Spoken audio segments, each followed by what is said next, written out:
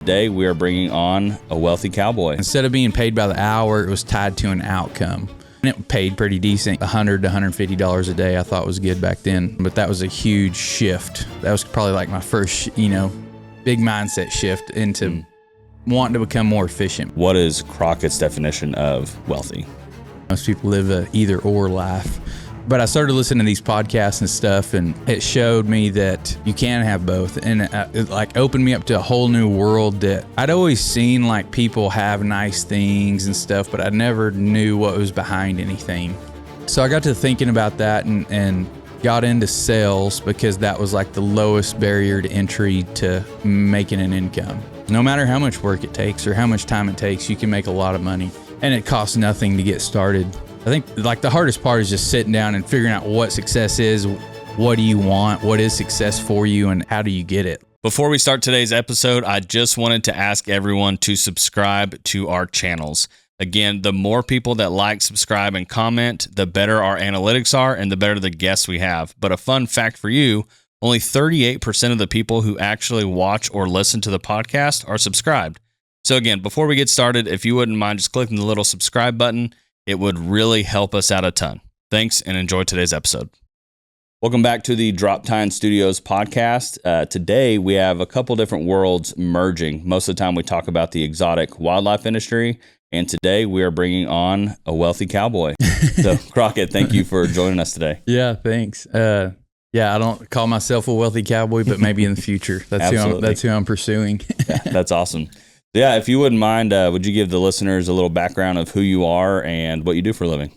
Yeah, my family's been in the ranching business for several generations, so I kind of grew up parallel to that, with all around that.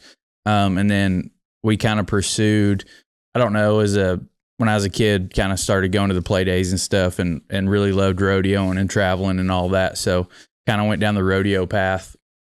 Graduated high school, and that was kind of my plan, was I just wanted to rodeo for a living, and it's a dream, but it can be tough.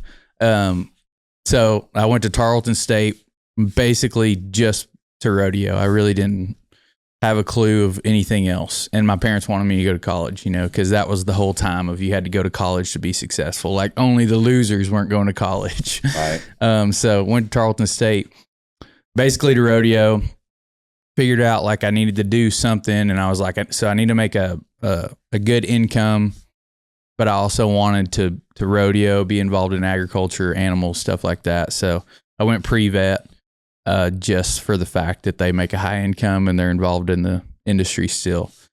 But first semester I had algebra and chemistry, and those sucked. So I think I failed chemistry. I had to retake it. I barely got through algebra, and I was what can I change to that's similar but doesn't require all this stuff? So it was animal production.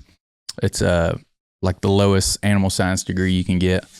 But it's fine because I've never presented that to anybody. Nobody's really asked. I've never really had a real job. But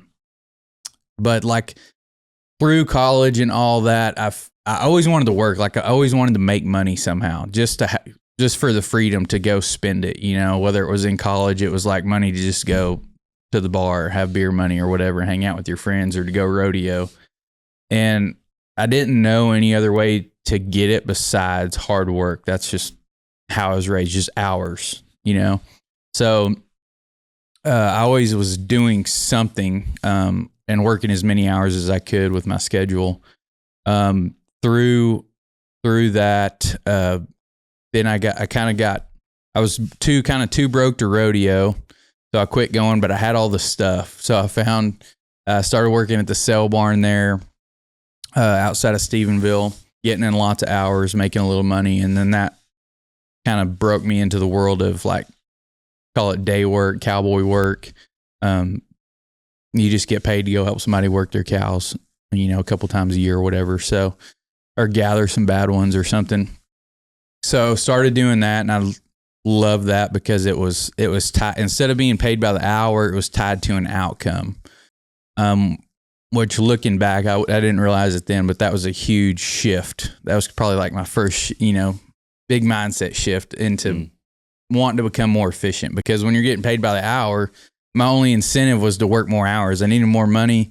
So you're not incentivized to go faster or be efficient or anything like that. It's just, we're going to be here all day and then some. So, getting tied to an outcome. So then it became like, hey, and it paid pretty decent, like $100 to $150 a day. I thought was good back then, which back then it probably was decent.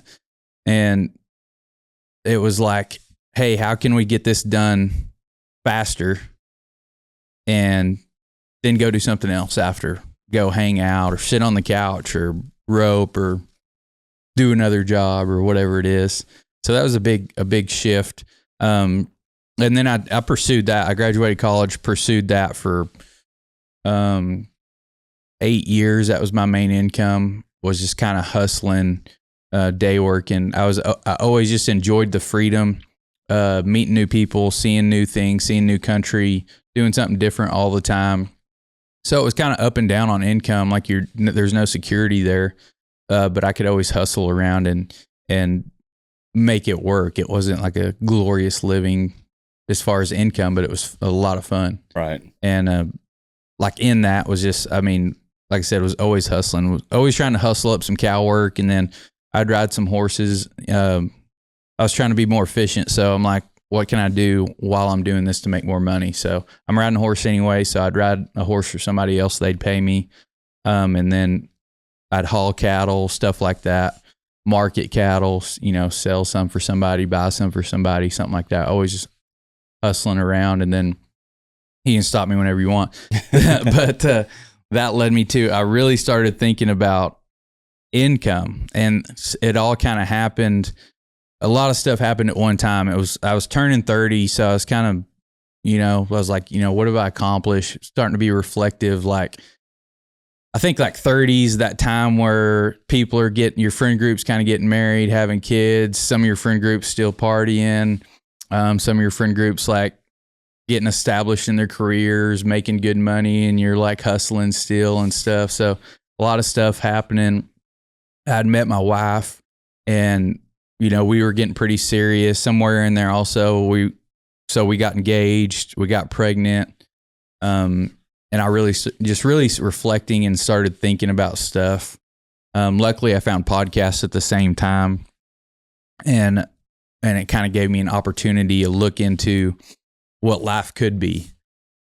But I knew I needed to make more income, because if I was going to live, if I wanted my family to have the life that I got to live, or even better, then it was going to be more than a couple $100 a day. Right. And if I was going to go make a couple $100 a day, I was going to be gone most of the time anyway. And I really wanted to spend time at home with our new kid, my wife, and everything. So that led me down the path of like, all I ever wanted to do was be a cowboy. But now I'm like, what else can I do? Like, is there something that I can do in my spare time, or kind of shift a little bit, or parallel the industry and make more money without it taken away from my family? I didn't want to go to the oil field and it make a high income, but you don't have the family time, or some other job like that pays really well, but it takes you away. Right. So I wanted to have both. A lot of people don't know that you can have both. It's most people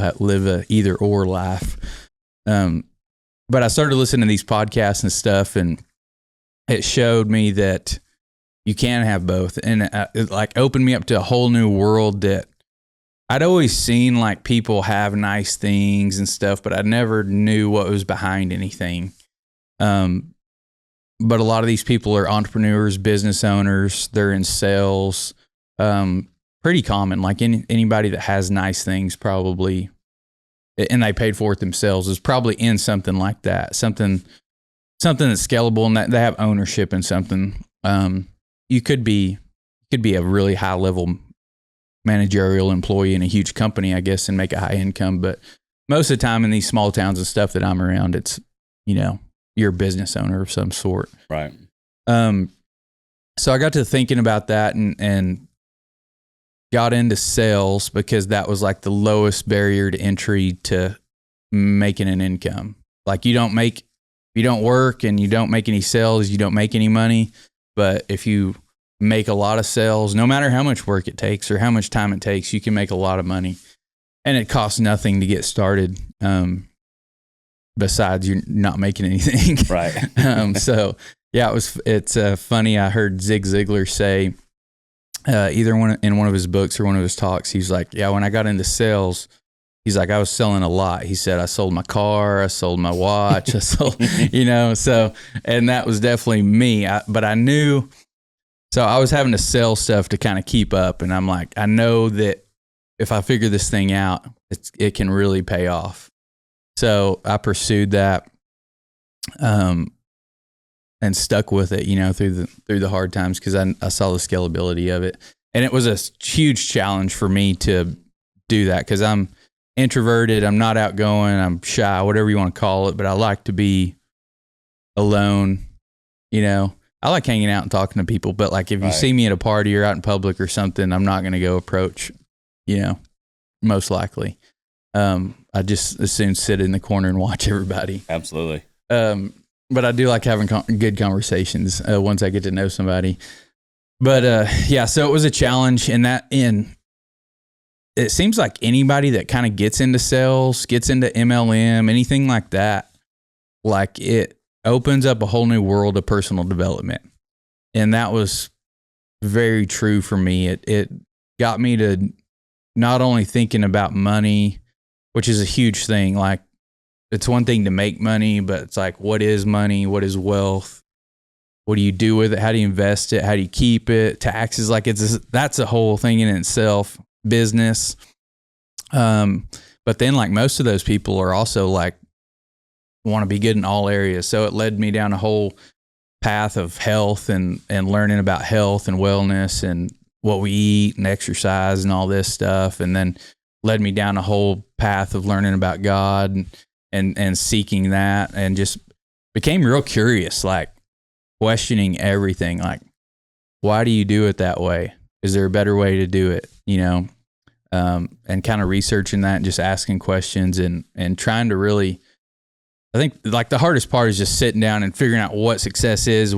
What do you want? What is success for you? And how do you get it? Like, but the hardest step I think is sitting down and like figuring it out. 100%. Well, I think most of the people that I talk with, their biggest thing is start with something that sucks. Like, you have to have, I mentioned it walking around, like I enjoy shooting weddings, but I didn't back then. Like, I like the challenge of it. Like, I like that you go from inside outside, but I shot weddings in the beginning to pay for the wildlife stuff. And another guy, you won't know him, but Macy Ledbetter, he was on here. Probably one of the most well-regarded guys in our industry, wildlife biologist, very, very smart and well-spoken. But he was like, I started working on a sheep ranch. He's like, I didn't want to do that. But he's like, well, look what that led to. And then this led to that. But I think that's one of the biggest things that you'll find with any of the wealthy people is they are willing to do what it takes to get what they want. And so no matter what that is, right? Everyone's going to have different goals. Everyone's going to have different objectives and where they want to be or when they want to retire. But I think that's the coolest part about it, is hearing these people over and over and over again goes, I did what sucked. Because no one else will do that, because they're like, well, I have to get to this point to go, well, no one else will do this. Like, are you saying your day work was tied to an objective or an end goal? Well, that's essentially what we do is we go, what problem can I solve? Like, it doesn't matter if it takes me 5 minutes or 5 days. Do you want to pay X amount for me to solve this problem? And we've built a company off that. But essentially, it's like, because I always compare it to like, hey, you've got this Ford. Well, if I took it to Ford and they were like, so say you had a tire fall off on the way here. If they were like, hey, it's going to be $2,000 and we can have it done in a week, or $2,000 and I'll have it done by lunch, I want it done now. And every person we've ever talked to, they want something done now. And so we say like, and then that's when, as a business owner, you can figure out, okay, well, what is time-based and what am I charging for my time? But what am I charging for intrinsic value? So it's like, hey, it's going to be the same cost whether it's now or later, or hey, it might be a little more and I can have it done by lunch. It's like, well, I want it now. And we can thank Amazon for people wanting stuff now. Yeah. But So what are you doing for work now? Are you still in sales, or what's your day-to-day look like? Yeah, it's evolved into more than I ever thought. But yeah, I've ultimately found credit card processing, merchant services on the sales side. So we help business owners anywhere you see. It's funny because it's like an unknown industry. I never would have thought of this until I heard it on a podcast. But anywhere there's a credit card terminal at a gas station, the grocery store, the feed store, something like that, there's somebody on the back end that's got to get the money from your bank to the business's bank, and it's called a card processor, a payment processor. So I'm a sales agent for that service, and mainly specialize in the ag industry. I have a lot of feed stores and like tractor dealerships and things like that. I would love 3% on a tractor. Yeah. Yeah. So it's just kind of my people. You always kind of find your little niche within a niche, and we can help any kind of business, but I like talking to people in agriculture and stuff like that. So that's kind of who we help. And then, so when I got into sales, I was listening to podcasts like nonstop. I just became addicted to the storytelling aspect of them. Basically, I started with Cowboy podcasts and listening to those stories of those guys, and it's like, man, this is awesome. And then the podcast app somehow popped up, dropping bombs from Brad Lee, and I was like, I don't know, this looks kind of cool. So I clicked on it, and I don't remember the first one I listened to, but I was like, this is cool. This is like they talk about money and stuff, nothing related to agriculture, but talk about money and stuff like that, and a bunch of different things. And that branched off into me following a bunch of other business type influencers and stuff like that, and reading a bunch of different books, and opened up this whole other world. And I always thought that after like a couple years, I'm just consumed with that. And I was like, man, I'd like anything this guy's selling. Like I want to buy like something from him, do business with them, or what, something. And a few of those, like I just became huge fans. And I was like, man, that's pretty powerful. I was like, I think I need to be a guest on a podcast to try to sell stuff. I was like, but I'm really not that interesting. I haven't done anything super cool.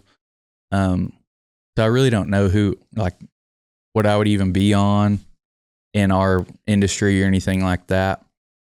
And I don't know. I just got to thinking, I was like, maybe I could start one. It started really as like, somebody should start one. I was like, I wish somebody would start a Western business podcast.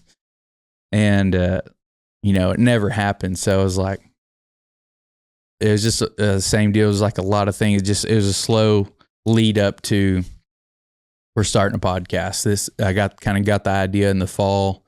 And I was like, after the first of the year in January, starting a podcast. I'd bought some cheap Amazon equipment. I had a list of people that I wanted on that I thought were pretty successful in our industry, and kind of had it all mapped out. The Wealthy Cowboy came from another guy's brand that he brands all his stuff Wealthy. And it was basically not just the pursuit of money. He had like the Wealthy Kingdom, like a Bible study thing. He had an real estate investing, wealthy investor. The culmination was called The Wealthy Way. And it was all about just living a happy life. Another guy I follow, Tal Lopez, he talks about the pillars of happiness, or the pillars of a good life: health, wealth, love, and happiness. So it's like all this stuff together, not just money. So I was like, man, that would be great. And I started like branding stuff Wealthy Cowboy. And then the format is really just like dropping bombs. He just has all these different entrepreneurs on, kind of tells their story. And then you also get tactical advice that they have to offer, whatever industry or business savvy that they have. And so that's what it's based off of. I started that, and this was the really looking back, like a big thing that made it successful, I think, was my commitment to the process. I was like, I'm going to do this for a year. Before that, I really had shiny object syndrome. You know, I'm like, oh, this guy's saying he's making a bunch of money over here and it's super easy. I'm going to go try this deal out and this deal and jumping around. And when you do that, like you never establish anything or build credibility, and you never learn enough to be successful unless you just get lucky at first. So I was like, okay, this is a problem. I'm jumping around. I'm going to stick with the credit card processing, and I'm going to stick with this podcast for a year. And then at a year, I can reevaluate and, decide if I want to keep going or if I want to pivot. So I did that, and then it consistently grew through the year. So did my credit card processing business. So at the end of the year, I was like, yes, we're sticking with this. I think and they're both very scalable. So, and they don't take a whole lot of my time. So, that was another thing I looked at. It's like, where's the ceiling on these things? Right. So like if you look at the ceiling it's really not there. But like the top person in the industry, like Joe Rogan, gets paid hundreds of millions of dollars to do his show. And there's several of those now that are doing like multiple, 7, 8, 9 figures. So it's the media side of things is very scalable. Podcast side of things, very scalable. And then the credit card processing doesn't take a whole lot of my time. It's not tied to my time. It's tied to just an outcome and then kind of a little bit of service.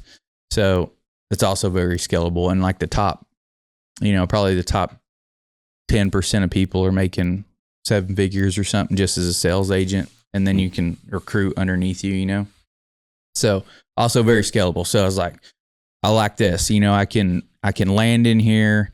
Also looking at the other end of the spectrum, or the middle of the spectrum, like if I just become average at these things, I'm still going to be pretty successful in society. So I was fine with that outcome, even if I was mediocre or, if I become mediocre or whatever. So I stuck to that. And really just that it's opened up a whole lot of doors, whole lot of opportunities and things that I never would have thought could happen, possible. Yeah. Yeah. And so it was definitely a hockey stick effect, it was a whole lot of nothingness. And then all of a sudden it's exponential growth. So, I love doing that. I love getting to meet, grow my network and meet the new people that I have on the podcast. And then the listeners that message me and that, there's a lot of drama on social media, but the people that reach out and they're like, man, this episode really impacted me, really made me change the way I was doing things or something like that. I'm like, man, that's powerful that you can. Yeah, or some stranger tags you on a Facebook post and you end up on their podcast. Yeah. It's a crazy thing. And it's one of those things like doing something that most people don't want to do. Like the number one fear of people is public speaking above death. So Jerry Seinfeld had that joke about that means that people would rather be in the casket at the funeral than giving the eulogy. Right. And it was always my number one fear. I hated like speech class and all the theater class and all of the things in school. But it's like one of those things, like if I now looking back, like pushing through that pain, getting out of your comfort zone, I got rewarded for it. And now, so I seek that discomfort all the time. Right. Whereas like if somebody never gets out of their comfort zone, they're never going to grow. They're never going to see that reward. But once you get it, I don't know. It's like, it's addicting now. 100%. But yeah, I think the discomfort side of it is, it's so funny because like last year, my goal for the company was I didn't want to focus on money. I wanted to focus on being home more. And so I was like, all right, well, how, and being hyper aware of like, where am I spending my time? Because doing what we do, we have to travel a lot, or like even the 8 to 5 in the office. But then like tomorrow I'll come in at, 6 o'clock again, get my work done. But then we hit the road at 10. I'll be gone till Friday at, probably 4 o'clock, depending on traffic or where we're going. And then we got work to do when we get back. And so to me, last year I was thinking, I even told the team like, man, we're probably going to take a loss. but it'll be the first year of the company's history that we weren't in the green. But I was like, let's just focus on this. And everyone kind of set their goals. And I felt like God kind of aligned that to where like I was home more than I ever was last year. And it was hard for me since I've hustled so hard and so long to not feel guilty for taking time off or, God forbid, spending time with my family. But ultimately, we made more money that year. And we did it with, we pretty much, I haven't had time to look at the finances and we're already in March, but I think we were, 5 to 10% higher than we were last year, but with like 30% less clients. So I was like, hey, we're on to something. And so now I was like, all right, guys, we're going to push the gas a little bit in 2026, but still focusing on our goals.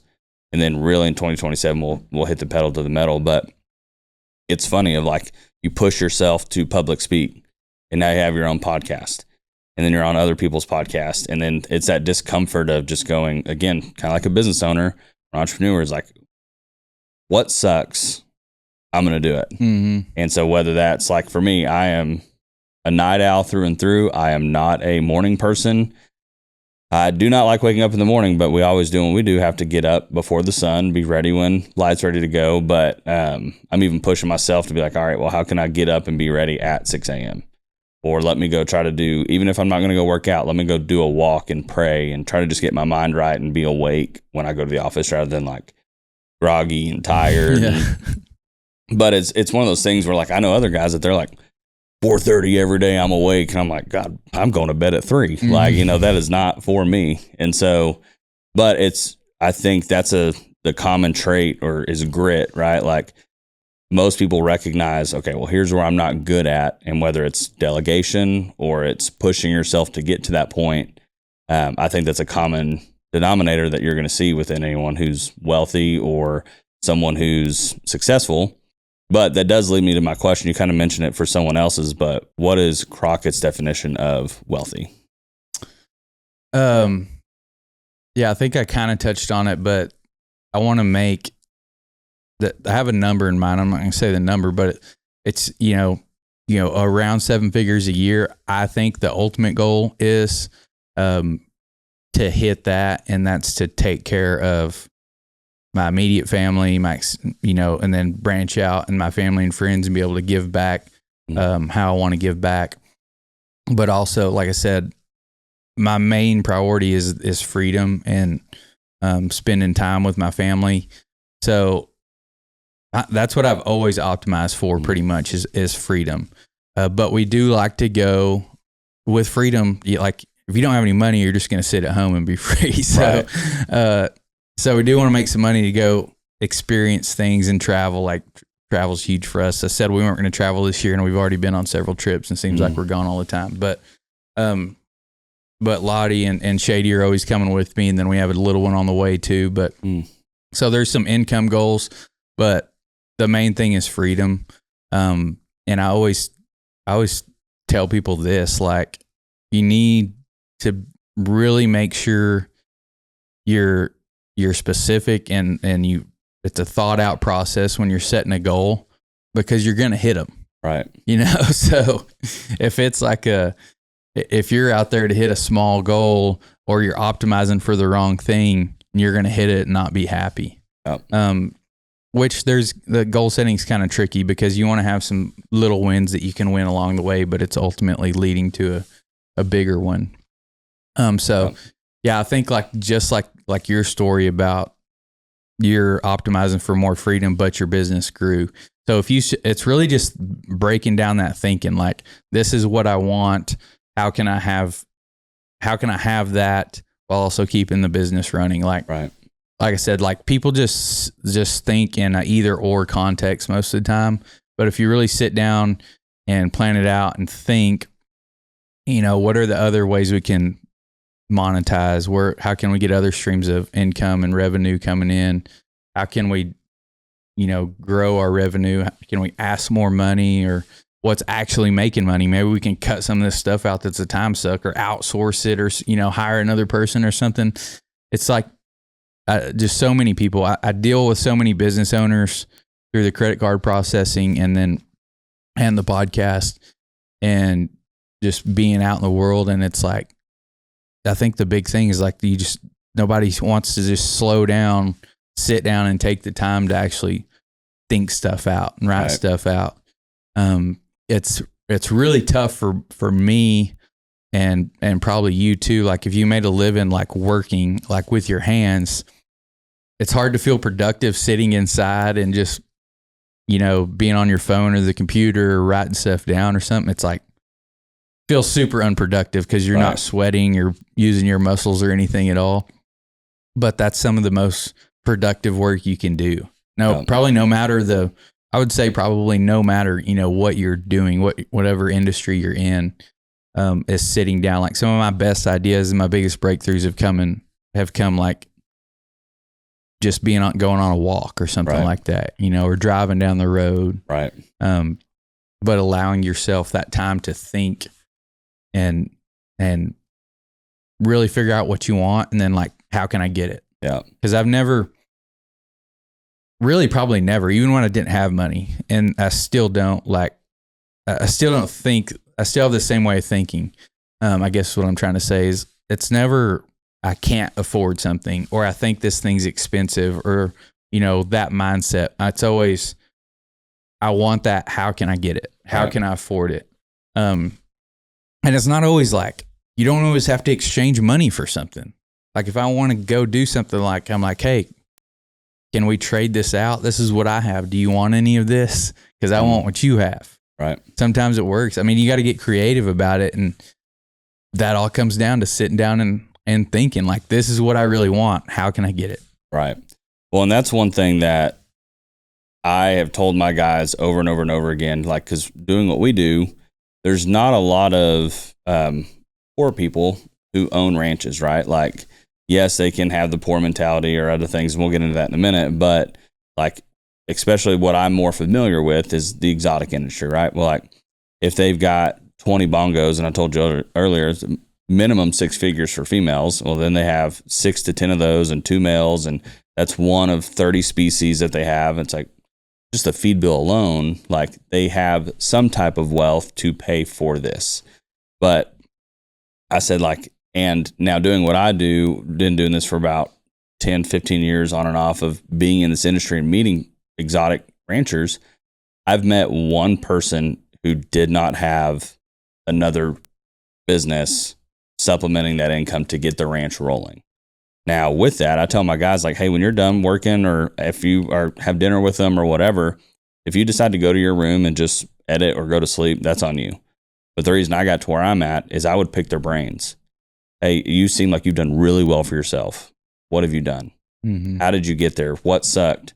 Most importantly, I'll ask them if you could do it over again, what would you do differently? And any of the guys who had somewhat of a soul or a heart, they would say, I wish I was at home more. And I've met guys who have had hundreds of billions of dollars. And I was like, okay, so at a certain, like, because, young guys, entrepreneurs trying to make a living, you're like, well, how much is enough? Because you hit one goal, like you said, and then you're like, well, that's not as much money as I thought. Or you make more money than more expenses, or more money, more problems. Yeah. And you go, okay, well, I can make $1 million, but if I've got $850,000 of expenses, that kind of sucks, because then I was making more by myself, but then you kind of keep rolling through all these things, but the goal is the same. The goal post just keeps kind of shifting. But it's like I realized asking all those guys questions over and over and over again is, man, there's just truly not enough money not to be at home. Like we just met when you walked in the office 20 minutes ago. It was like, I have a 3-year-old and a 1-year-old, and we don't feel like our family's complete, and we feel like we're going to have one more. So we're going to see when that would be. But man, they're only going to be 3 and 1 for a short amount of time. Mm-hmm. And because to me, that's what my current goalpost is with wealth is I want to be home. I want to delegate, and I want to be good at delegating, and I don't want to micromanage my team, and I want to set them up for success. Now, obviously, finances help that. But man, while I'm young, while I'm able to hustle and do this, and thank God I have a very patient wife. And I have talked about putting like 4 wives up here to kind of go through the hustle of, being third in the marriage for a little bit while companies are growing. But man, not to get emotional, but man, I look back and I just go like, I don't want my kids to ever say, man, I had everything I wanted except my dad. Yeah. And I'm like, man, that you could take $100 million and flush it down the drain, but my kids will never say that. Whitetail and fallow breeders. We know that as summer approaches, your animals are going to be growing out their antlers. So if you would like us at Droptine Studios to market them with photos or videos, make sure you visit our website, fill out the form, and reach out to us. And exotic breeders, we know that you have a lot of sales coming up in August as well. So if you want to start promoting yourself at a trade show or put anything in the auction catalog, make sure you give us a call and we can help you market your exotics as well. Yeah. That's definitely been my mentality. As soon as we found out we were pregnant, I was like, I want to spend as much time as possible. And like you can have both. But I would trade. I think the best investment that anybody can make is in their family, especially your kids. That's who's going to take care of you when you're old and all that. And if you did a good job, they're going to, they're probably going to be financially set and they can help take care of you. That's like the whole, how society, how society's supposed to work. So yeah, that was always me ever since we started a family was I'm not sacrificing, not sacrificing my family for money. We can be broke and we can learn to live with less or, whatever we need to do, but not going to sacrifice that part. But I figured out that you can have both. Yeah. And I deal with that a little bit now. I'm like, not so much on that side, but like, I did this whole thing because I love cowboying and I wanted to cowboy and be a ranch owner and have my own operation.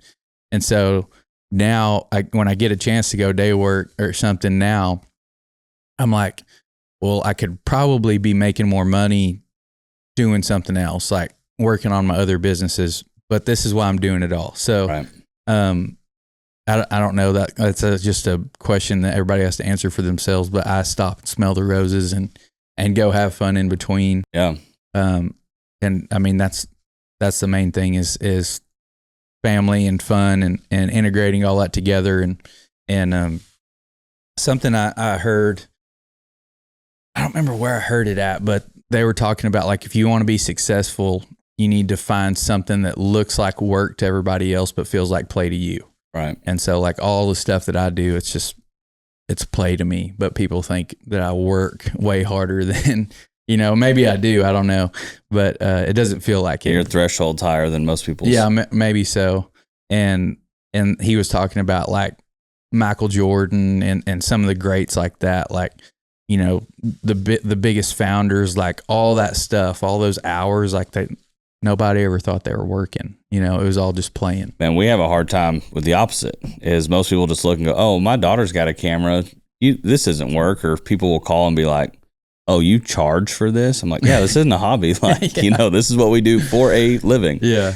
But one thing before we get too far off is going back to rest. Man, I think that's one of the biggest things. Like in general, I mean, one, we're called to it in Scripture.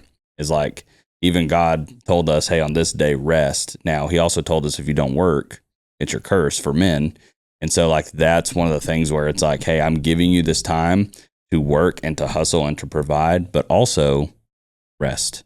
And I think that is the hardest part that I've gotten to. Like I said, I felt guilty. Mm-hmm. I felt like if I took a nap or took a day off, I mean, I've just told my friend this the other day, who's a very successful business owner, but I'm preaching to myself, is I told him, I said, if you think that highly of yourself, that your clients' businesses are going to crumble without you for one day, you think too highly of yourself, man. And I was like, oh, I needed to hear that myself. And so like, that's when I realized, I was like, man, if I have someone who doesn't respect the fact that like, hey, I'm taking Sundays, we go to church, I spend time with my family, and then Mondays are my day with my teams. You got us for 5 other days. Like that is what you have us for. We will serve and do what we can for you. But if you're not going to give me a day for my team to make sure they're good and a day for my family to make sure I'm good at home, I don't want to work with you. Yeah. And it's also the fact that like, I think I mentioned it somewhere else on one of these podcasts, but I'm really good friends with my insurance guy. And he told me, he was like, and he's known me since I was a kid, but he was like, Austin, have you ever like sat back and look how far you've come? It's like, no, I don't have time. I do not have time to sit down. He's like, You really need to. And so that's the hard part I feel in business ownership and entrepreneurship is one, finding time to rest. Cause I've always felt like, and if I didn't take a day off, I could have prevented this problem. And if I didn't, go on vacation, this could have been handled different. But really is finding contentment with where you're at, but still trying to grow. And man, I have a hard time with that because I'm 100% whatever I'm doing. So if I'm resting, my phone's off, do not disturb, don't talk to me, don't do this. But if I'm like, hey, we're going to build our own studio one day, or we're going to buy our own land and build this, we still have a contract that I'm under, but I'm like, all right, let's look at land. Who are we going to build? Who's going to do this? But I don't have time to walk around our office and go, man, when I signed this lease at the current office we're at, I had 0 employees. And like my wife thought I was nuts. But I was like, now we have 3,000 square feet. We're running out of room. But that's where like I've never had time until that guy called me out going, Austin, have you looked back? Like you were some kid running a ranch, living on the ranch, making no money, working for tip money, which that's kind of how we do it. Is we don't really, in the exotic world, you'll have a smaller salary, but then you'll work for tips if you're running hunts. But man, I was working for tips, but also was like, it was me and my dad's ranch. So if I got $100 tip, well, we used $100 in fuel. So I'm going to go put $100 in fuel and then eat leftovers. So all that to say is it's a hard balance, I think, of like, how do you grow, but how do you be content? And then, so I guess that wasn't one of my questions, but let me ask you that is, how are you balancing that of growing your brand, your company, and being content with where you're at though? Yeah, I think that's tough for sure. They call it the gap and the gain. You have most people focus on the, how far they have left to go and chasing something. And like you said, never stop and realize all the progress that they've made.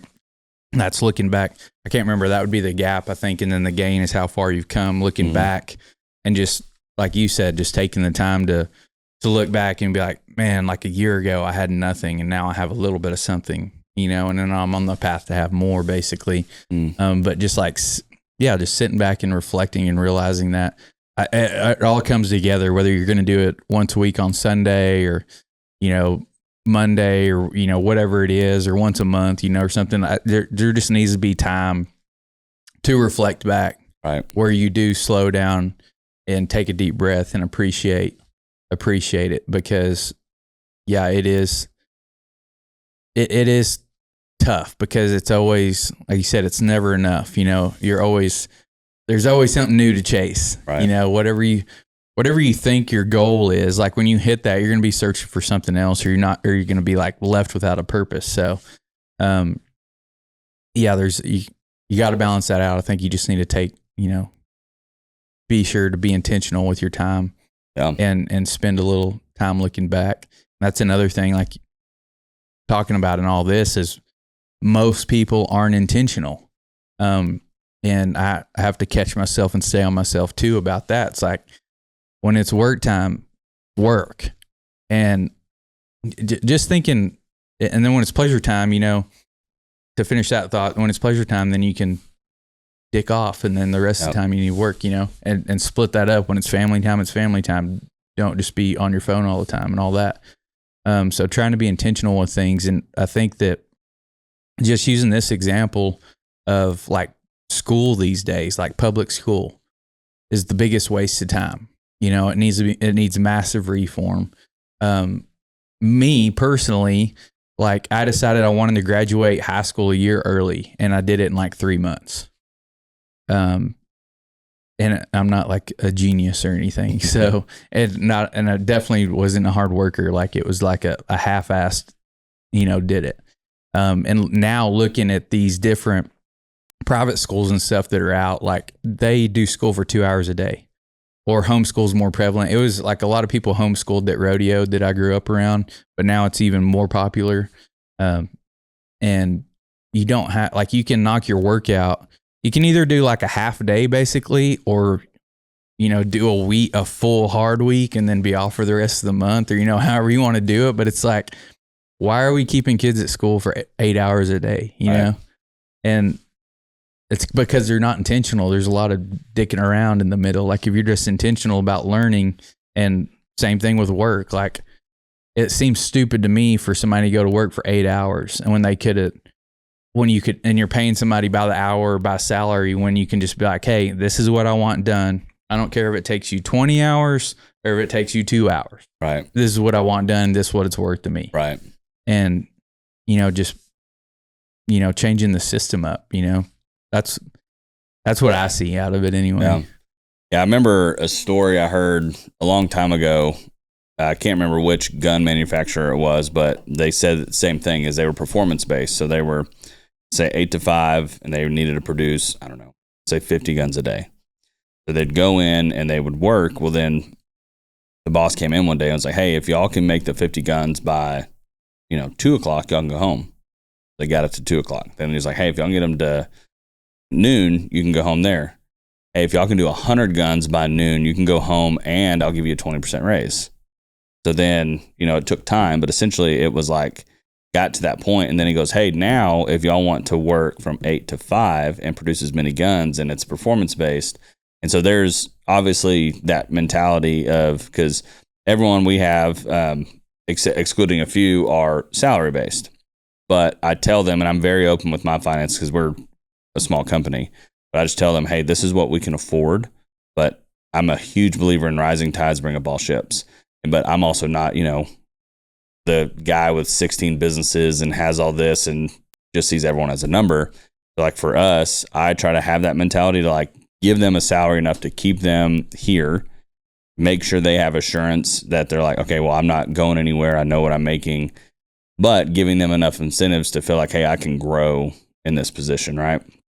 But it's an interesting dynamic because everyone has to figure out what works for them, right? If I was just like, hey, I want everyone to do this, but there's last minute things, like a week ago, we had 0 podcasts on the schedule and we've done one Monday, Tuesday, Wednesday. And so I was like, hey, and he lives an hour away. So I'm like, I need you to be here just in case. So, but hopefully we're giving all of our guys rooms to grow and kind of do their own thing and figure out, okay, if this actually starts making money, then it's more revenue for him, not just for me. But yeah, we want everyone to feel, included in the growth, not just like a number, but even investing, but more so in time. That's where, like, because I look at this and I'm telling people, hey, I may have sent you the same thing. It's like, hey, here's our current dates until we start booking paid jobs, because like we're not really making money on the podcast. Mm-hmm. And so I'm like, but if like we'll run reports, like let's say on our social media, and then I had the girls pull a report that was like, what are the top 25 posts from last year, post reels, whatever. Like more than half of them were like the collaborative posts or people that we didn't know or collaborated with or tagged or did whatever, and they shared it and then their family shared it. And the other half of them were like our faces, whether it was like yesterday was my wife's birthday. It was 30 people commented happy birthday to my wife. And I was like, man, that's the most popular one in a while. So there's little things like that we do, but like right now I'm investing in the podcast, and as much as as anyone else that's been a guest, they're time consuming, right? And so I look at it and I go, man, I need to go have a meeting with my attorney over money stuff. I need to go get client work done. I've got Daniel in here that needs to go edit some projects and do X, Y, and Z, and those are paid jobs. I leave for a paid job tomorrow, but I've done podcasts for 3 days. But I'm going, okay, like we never would have met if it wasn't for podcasts. Hopefully you'll share it with your platform. Hopefully I'll be on your podcast, but then you never know what those connections will be. Mm-hmm. Like my buddy Max Ramsey, anytime that you've posted needing guests or wanting to be on another one, he's always tagged or always sent it to me. Even people I didn't even know, because I didn't know who you were till a couple months ago. Then you didn't know who I was. And so just the aspect of people who believe in you, but like me and Max are in groups together going, how can we make your business more successful? And so I think that is and I've always said the only thing more important than working is networking. And now it's hard for my wife when I'm like, hey, I've got to go for 14 weekends out of the year to trade shows and go promote the business, try to make money while you're at home pulling your hair out with the kids. But she believes in the vision, even when it's hard. And so and she'll see like, well, where'd you meet that guy? Well, I met him 3 years ago at this sale, at this barn, at this place. We've kept up on Facebook since then, and he just dropped, $30,000 or whatever it is. So she sees it, even though it's hard. But that's why we try to do this, is like, you never know what opportunities might come by a handshake or meeting someone in person. And I think that's the other part of where people fail, is they don't see enough value in investing in themselves. And again, with time, because like, again, I would much rather be at home with my kids most of the time, but I know I need to go meet people. I know I need to do podcasts. I know I need to invite guests on here that have another platform to reach more people. And I don't have any like major sponsors or anything like that. But like you said, one day, like it took a year of building up and finding out what works and what doesn't work. So one of my questions for you with all that is, where do you see that most people are failing in business? Yeah, I mean, I think a big thing is just staying in that rut, staying in that comfort zone, and not willing to branch out and try something new. Because when you try something new, you're gonna suck at it, or it's not gonna be profitable. Whatever it is you're trying. But like, I deal with people on social media a lot, or that want to start a podcast or something like that, and you see me I've been in it for over 2 years. You may think mine's successful, or let's look at somebody that's really successful and like, yeah, they're probably making a lot of money on it, they're probably doing all this and that, but not when it started, Right. And so they jump in, or they make it. I preach all the time that social media can turn your business around, or change your business, drive a lot more traffic and sales and all this stuff. Well, people go make a few posts and they're like, oh, it doesn't work. And that comes back to that time commitment of being in it long enough, Right. Because I did the podcast for about a year, and all it did was suck time and money away from me. But, when it did turn around, I got all that money back within a few months. So, and it still takes time, but I'm trying to make it more efficient now, figuring things out, and I'm getting, you get better as you go. That's, I think, in anything, whether it doesn't have to be podcasting or social media, just trying something new in your business. And it's funny, it's small, it's tough on a smaller scale when it's you and a few employees. Like, you don't have the budget to play around with marketing or experimenting with different things. But I think it was Google. They were talking about, like, they had a real small team in Google, and probably still do, that all they do is experiment with just wild stuff. And that's how Gmail came about, and some other big product, like revolutionary product, came out of it, because they allowed these people just to experiment with stuff all day. Right. And, but they just budget in that's going to be a failure. But every once in a while, something huge comes out of it. Right. And it's like, it's the same way with social media or podcasting or something. Like, you make all these posts and put time and money and effort into it, and like, nothing happens for all of it. You're not getting any likes or views or nothing like that. And then all of a sudden somebody messages you, and it's a huge deal for you. Right. It doesn't happen like all the time, but like, it seems like to me, like, as soon as you start like losing the faith, you're like, why am I doing this? This isn't worth it. And then like something comes along, and you're like, this is totally worth it. 100%. And I look at paid ads that way, all of it. But yeah, the biggest thing in business is people just not willing to try something new. Right. Same way with credit card processing. Like, I'm like, when you say credit card processing to a business owner, it's like you just freak them out. They just glaze over and they want to walk away, And I'm like, here's these huge savings, This is somebody's salary or your marketing budget or something like that you could put back into your business. And they say they don't have time to do it or something because they don't want to change. Mm-hmm. And that's just the biggest thing. And I see it more, when you're starting out and you have nothing. It was easy for me to go try new things, search for something, because I had nothing to lose.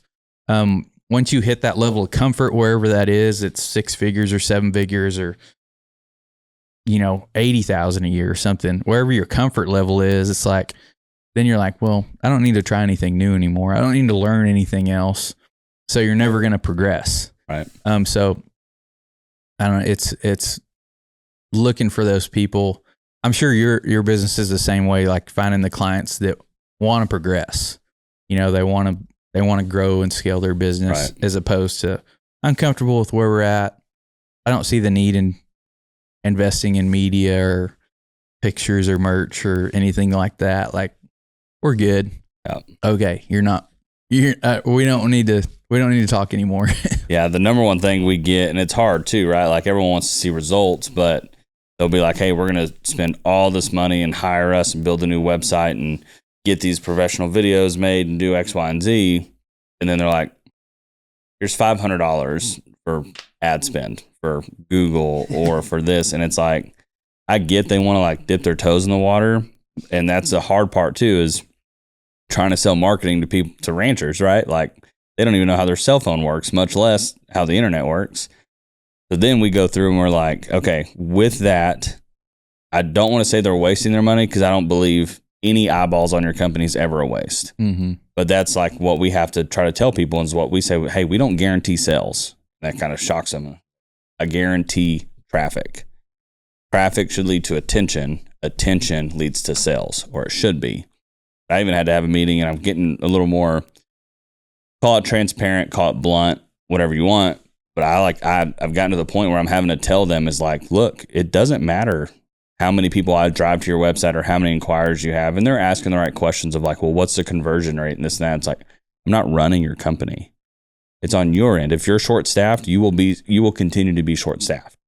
And so I'll tell them, is like, hey, look, like, it's not my fault if, like, I used this example the other day. So it's like a black buck hunt. Normally those are about $5,000 to $6,000. If you're advertising for $10,000, is it my fault that you didn't make the sale? Is it my fault no one inquired? Because like, man, this is double the cost. It's not my fault, right? But I got people to your website. But yeah, I would say that's the hardest part we have, is people go, okay, I gave you $500. Let me see what you can do. And I don't want to say they're burning their money, because again, any attention is better than no attention. But it's a pay to play, like with Google or with Meta or whatever. They're going, hey, someone in this same area spent $1,000, so we're going to give them more attention. Mm-hmm. And the hardest part is they don't even give you the spreadsheet. So I can't go, okay, well, if I'm doing podcasts, well, I see Wealthy Cowboy spent X on this platform. Well, I'll just spend X, Y, and Z to make sure I get more than he does. They don't show you that. Yeah, you see,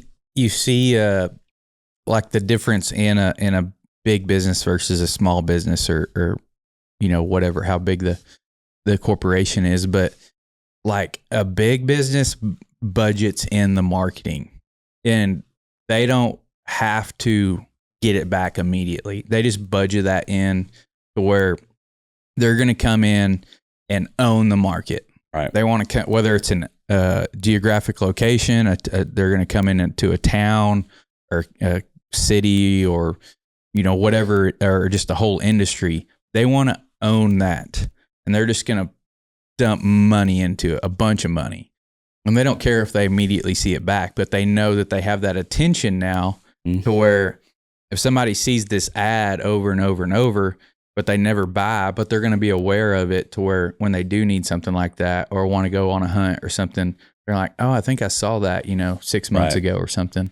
And they just come in and own it. Whereas a small business, because I've been there before, it's like, I need sales now. Like, I'm going to spend $100 on ads and I need to make 2 sales off of it, because I'm going backwards, all the time, because I'm starting out, I'm hungry and I need to cover my living expenses.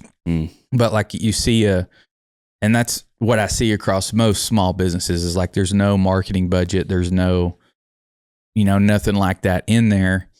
And that's one thing that makes it hard to compete with a bigger corporation. And I don't know the best way to do that for a small business, but like the difference is, like, they're going to come in, spend a whole lot of money, not expect it back. They're just mainly wanting awareness, and they're going to make some sales, make a little bit back, maybe even break even. Yeah. And then in the future, they're going to make all their money.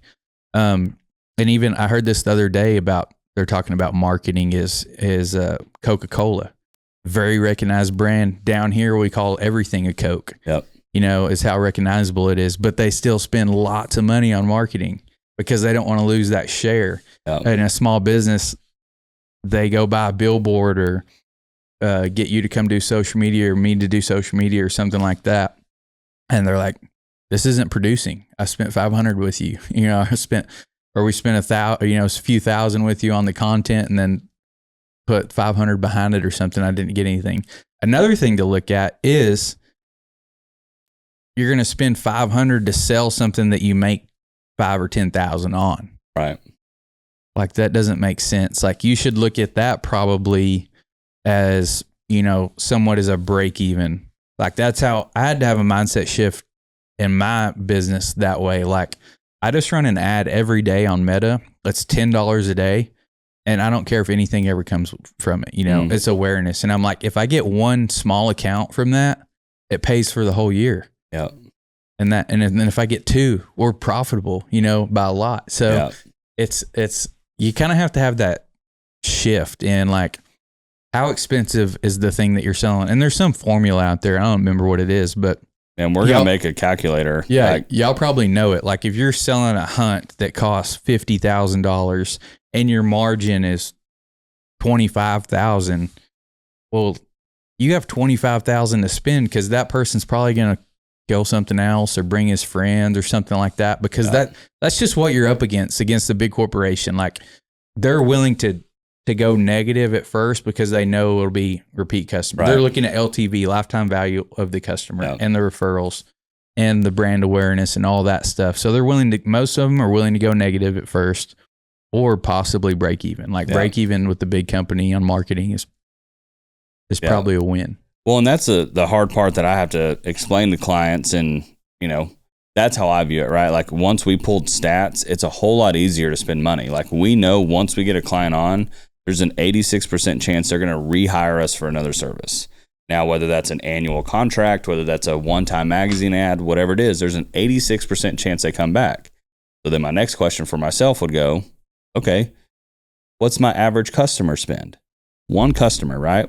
I don't know the numbers yet, but I'm going to just take a ballpark and say my average is $25,000. Okay. How much money do I want to spend to get one customer? Right? Like it makes logical sense once you pull stats.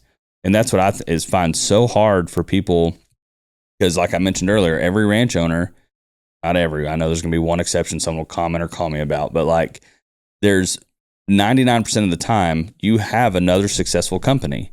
I say it over and over again. I don't know why when they get on their ranch, all business sense goes out the window. And so I'm telling them, hey, like I'll ask questions like, okay, well, I roughly know what the profit margin is in an exotic world. It's gone down a little bit because exotic animals have gone so high. But let's just say it's anywhere from 35 to 50% profit margin. I said, okay, well, what's the stats on that? Does that guy rebook every year? That's a pretty big deal, because then you're going, hey, we know our average customer comes in every other year or whatever on a 5-year basis, whatever it needs to be. But I also try to explain to my clients in our industry, your average, like your minimum purchase point is probably going to be 10 grand. It's not a $3 energy drink that you go, yeah, let me try this once because I'm here. Well, guess what? Those guys who have that money are doing research. The guys who have that money probably have a place they already go hunting. It's not going to be their first time hunting. Like the first time hunting is not going to be like, hey, let me drop 25 grand. I'm going to see if I like it or not. You know, they're going to either be invited or they're going to do this. So I go, okay, your minimum purchase minimum is going to be 10 grand. And you're giving me $500 to try to get these people. But that's why we call them awareness campaigns. Like we're not calling them sales campaigns. Your objective might be, I want to make more sales. Okay, we'll get more people in front of you. And then that's why we make all of our social media is a minimum of a year contract when we manage on social media. And then now you want me to run awareness campaigns? It's an application. Because we'll have hunters, and I've used this example before, we'll have hunting ranches go, I want to make $250,000 or I want to sell $250,000 of whitetail hunts. We're in March or April now. Let's start advertising now until September, hoping to get them to book early. I want to advertise in 6 states. We're going to run it for 6 months. Here's $500. That's less than a penny a day per state. You expect to see anything? No. So that's where it's an application. And so like if someone fills out our form and we go, okay, we're going to do this for you now, we can go, hey, we can do this. We can make this happen. You're going to have a minimum of 0 to the end of that. And we don't take a percentage of ad spend. Like our services, whether you spend $500 or $50,000, 80 to 90% of our services are the same. So I'm not going to adjust my cost based on how much you spend. Now, when I get clients that spend $30,000 a month, then maybe we'll do that like an ad spend, because I have another agency that they take 30% of whatever your ad spend is, but then they don't have any fees. That's not where we're at, right? Like we're still trying to know our audience going, hey, these are farm and ranchers. We're still like breaking entry into this because like not many farmers and ranchers advertise. Mm-hmm. Most of the time it's going to go, hey, here's a sale catalog. Do you want a credit card size ad in there? $200. Cool. So, but like you probably get nothing out of that. Yeah. And it's like, hey, there's Jim.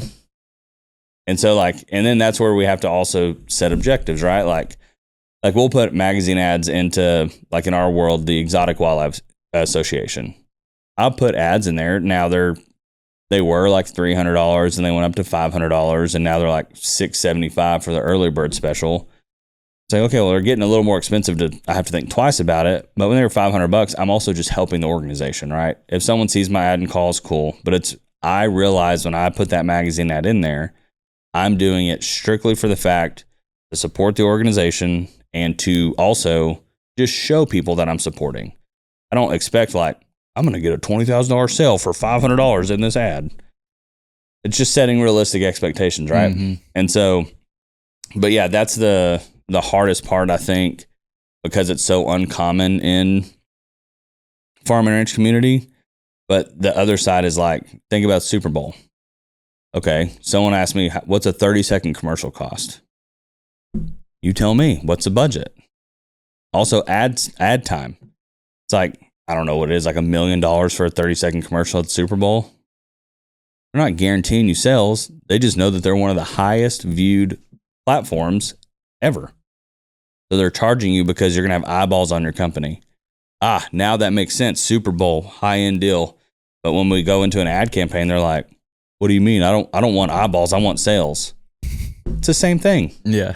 So that's where we bang our head against the table, but we love our industry. Like to tie it all back to it is like, we love this industry. I'll never forget the girl who brought me to the dance, which is Farm and Ranchers. But it is nice when we get a corporate client that just goes, here's a budget, make me this, go for it. There we go. Now we can, because I sound like a broken record, but the truth doesn't change, is people want us to ask, well, what's it cost? Well, what's your budget, right? Like we can make a really, really, really good video for a couple $1,000s if we already have footage or if you've invested in footage in the past. But if we have nothing, you're going to have a huge barrier entry to cost. You got to pay us to drive to a cattle ranch. You got to pay us to drive to a sale barn. Then you got to pay us to go over here. Well, then the editing cost is the same, but we have to go to all these places now to get footage. And each one of those, we have a day rate. So that's at the point where it's like, you tell me, how good do you want this video? Mm-hmm. So it's like, what came first, chicken or the egg? Well, the conversation we have all the time is what's it cost versus what's your budget? Yeah. And I think it's like, it seems to me like successful, I wouldn't even say like wealthy people, there's always variances, but I would say successful people look at value instead of cost. Yep. You know, and it's funny for me to sit back and I like observing people is like they think that something's really expensive just based on the price, the numbers. It's like those numbers don't mean anything. Like, what are you going to get back? Would you spend $100,000 if it was going to bring back 200,000? Yes. Would you do it if it brought back 150? Yes. Would you do it bring back 110? Maybe not. Maybe. But like successful people, just always look at that, at the value, not the numbers don't mean anything. And then That's another thing is I hate when people say I can't afford it. It's like, yeah, you can. Like, can you afford not to? Yeah. Like you can figure it out because I've lived it with nothing, but still invested in myself. You can go get a credit card. You can go borrow money from your friends and family. You can trade it out. You can get another job. You can do something. You're probably already spending the money somewhere else anyway. Right. And this is investment. Like it's going to bring money back. Right. But all this other crap, is just taking it away from you, and it's never coming back. Yeah. So it's a mindset shift to get people to see that. And you have to work on your sales skills, I guess, but like the ultimate goal would be to only work with people that already know that. Right. Already know that. Yeah. And that's what I'm going to butch the quote. I'll have to find it later because it's a lot more eloquent than how I would say it. But essentially, they say like price is irrelevant when value exceeds it. Mm-hmm. And so that's the point where, like, I'll talk to clients and like, let's say it's a $10,000 thing and it's just media, right? Like we're going to take some pictures and go edit a video. Well, then they'll go, because like what I've learned in the cattle industry, they charge per head, right? Like if it's a sale, we've got 20 cows, come photograph them, we're charging you per head. Well, that's very much value, this and that.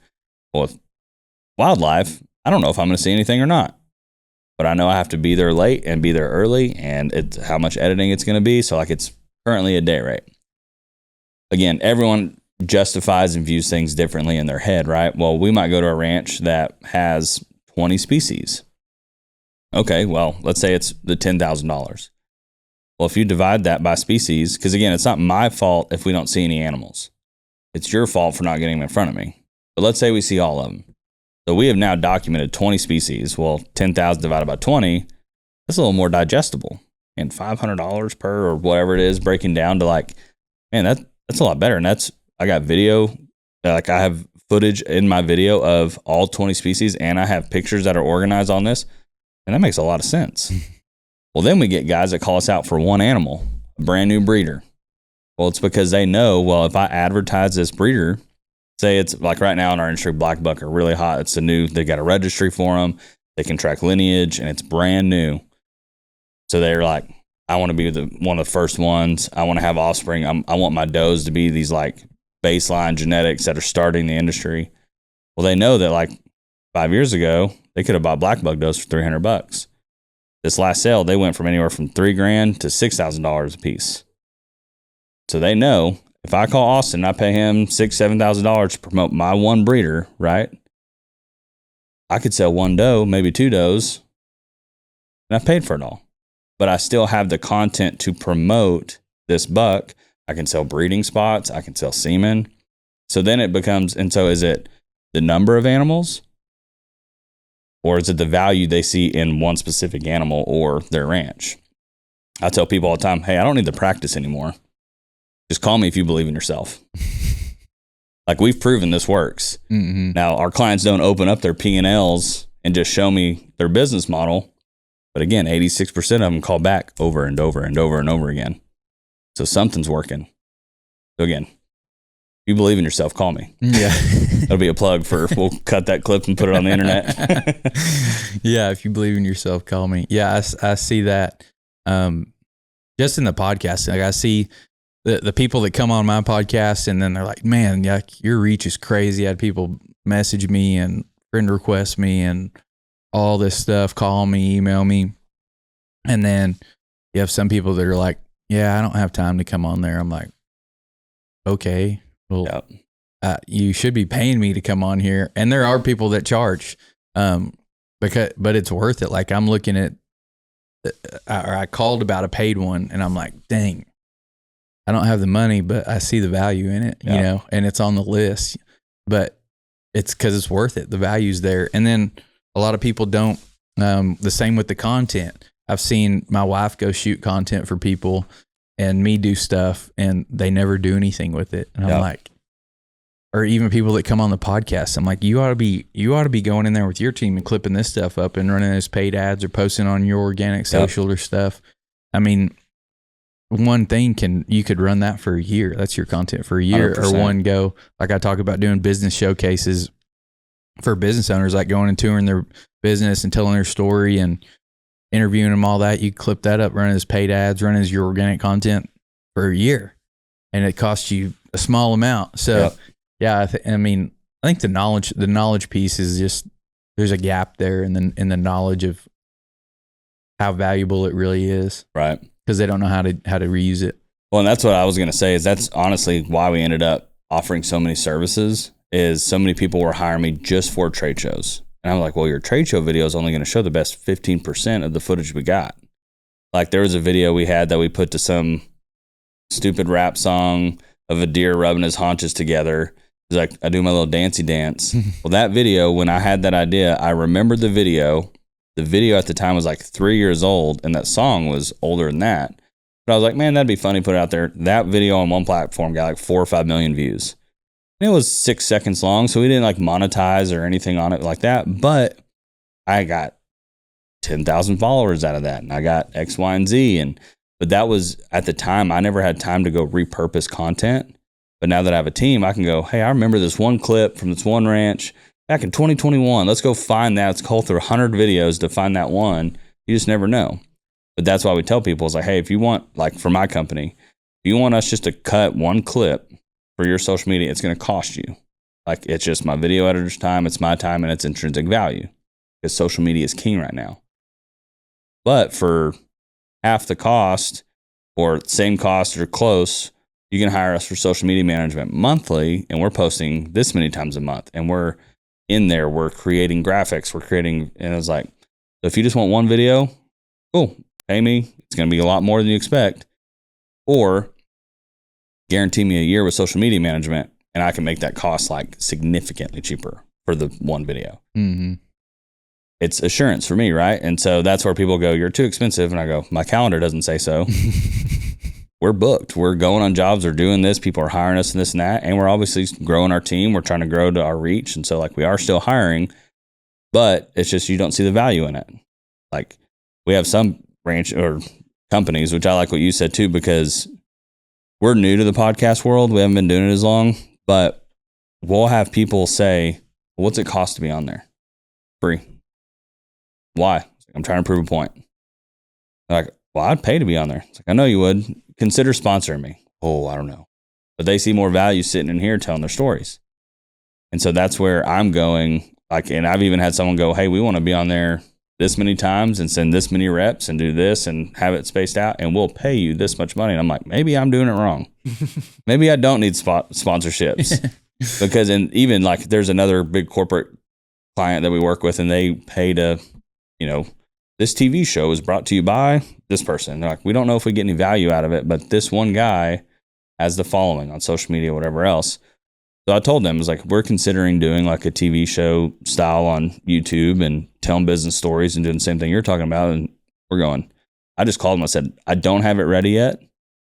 Where do you see value? I said, what do you mean? I said, I'm not asking for your money. I'm asking, where will you spend your money? So when I'm ready and I have it all presented and ready to go, I know you're going to say yes.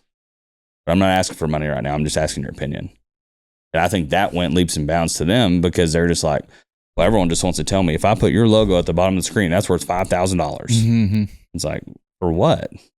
So I think that's just the other part about like people who become wealthy or successful, is they think different than most people.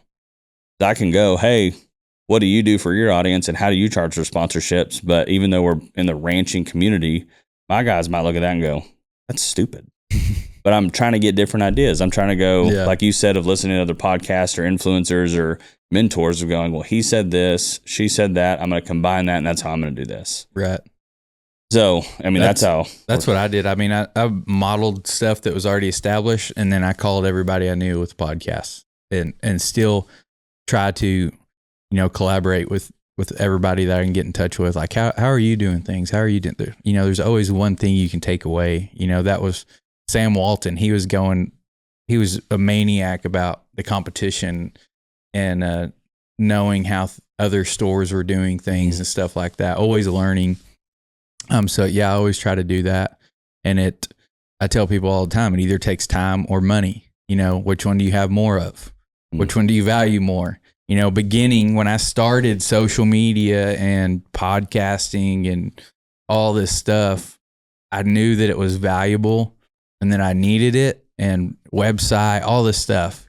And I didn't know how to do it. And I tried to pay people, and I couldn't get a hold to anybody, or I couldn't afford it. You know, I didn't have the money for it. Or they just wouldn't get back to me or anything. So I was like, I have nothing but time, I guess. So I'll just learn it. So It's led me down a whole nother path just for myself. And now I'm able to, it's crazy to think about now, but I'm like, what are the things I know that other people don't know?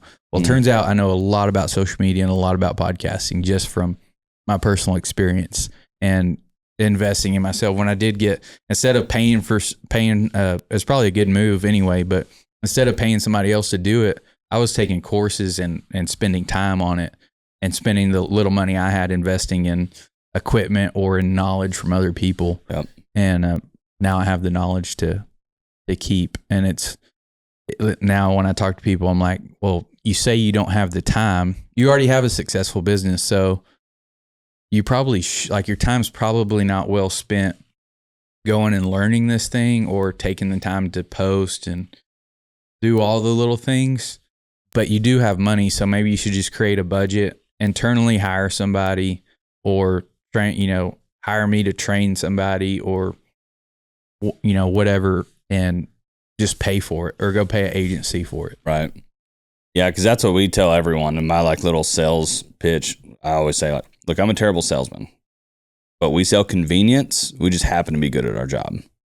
Because again, and I'm probably going to steal that line, is either going to take a lot of time or a lot of money. Which one you got more of? Because every client I talk to doesn't have time or they don't have the knowledge. Mm-hmm. I'm like, all right, which one do you have time? Because the whole attorney thing I got to go talk with.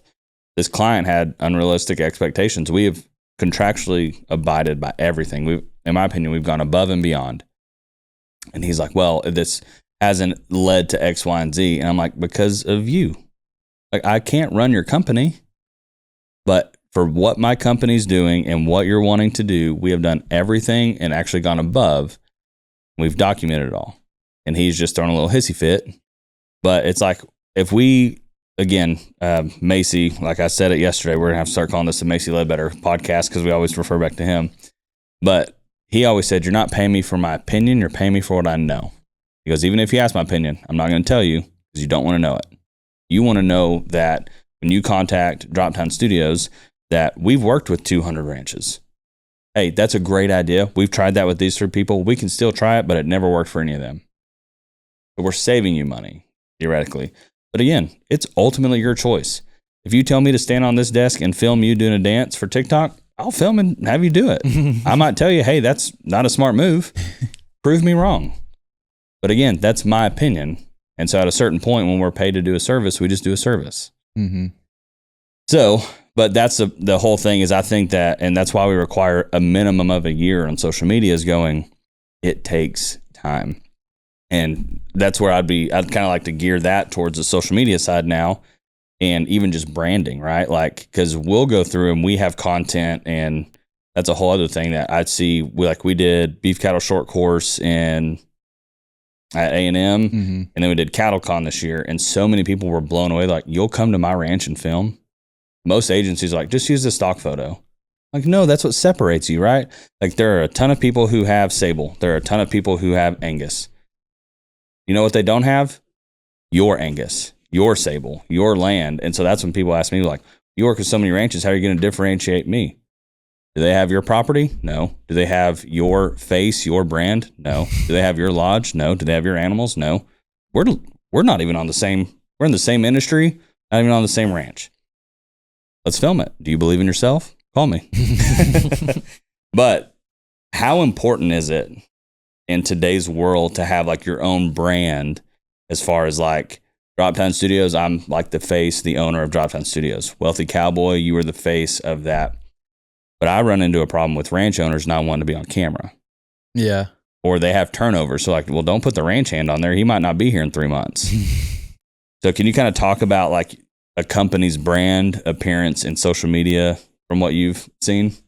On average, our social media management clients save 30 to 40 hours a month. Yes, we're good at our job. Yes, we can make you look really professional, but overall, we're saving you time and hopefully making you money. But if you would like to be consistent in social media and look professional, make sure you reach out to us today at droptinestudios.com and just let us run your social media. Yeah, I think it's good to have a little differentiation in your business. Droptine Studios, the Wealthy Cowboy Show, it's not tied to our name. So if we wanted to sell it, it's sellable because it's not just us.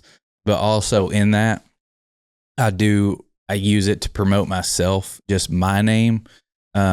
because a personal brand is huge. Because if I sold the Wealthy Cowboy and I went and did something else, I could draw my audience over here because it's me, not because it's this. And I just see the importance of it. Like, I follow a lot of people that preach the importance of that. I think it's getting even more important of a personal brand going forward because we have so much AI stuff and, AI generated content and stuff like that. And nobody cares about that. I think the most important thing is the story. Like, that's important to me. That's how I got into all of this is I'll listen to a podcast or read a biography or of somebody or something. I'm like, I want to go do business with that guy. Like Elon Musk. Like, I'm not a Tesla guy. I'm not an electric car guy.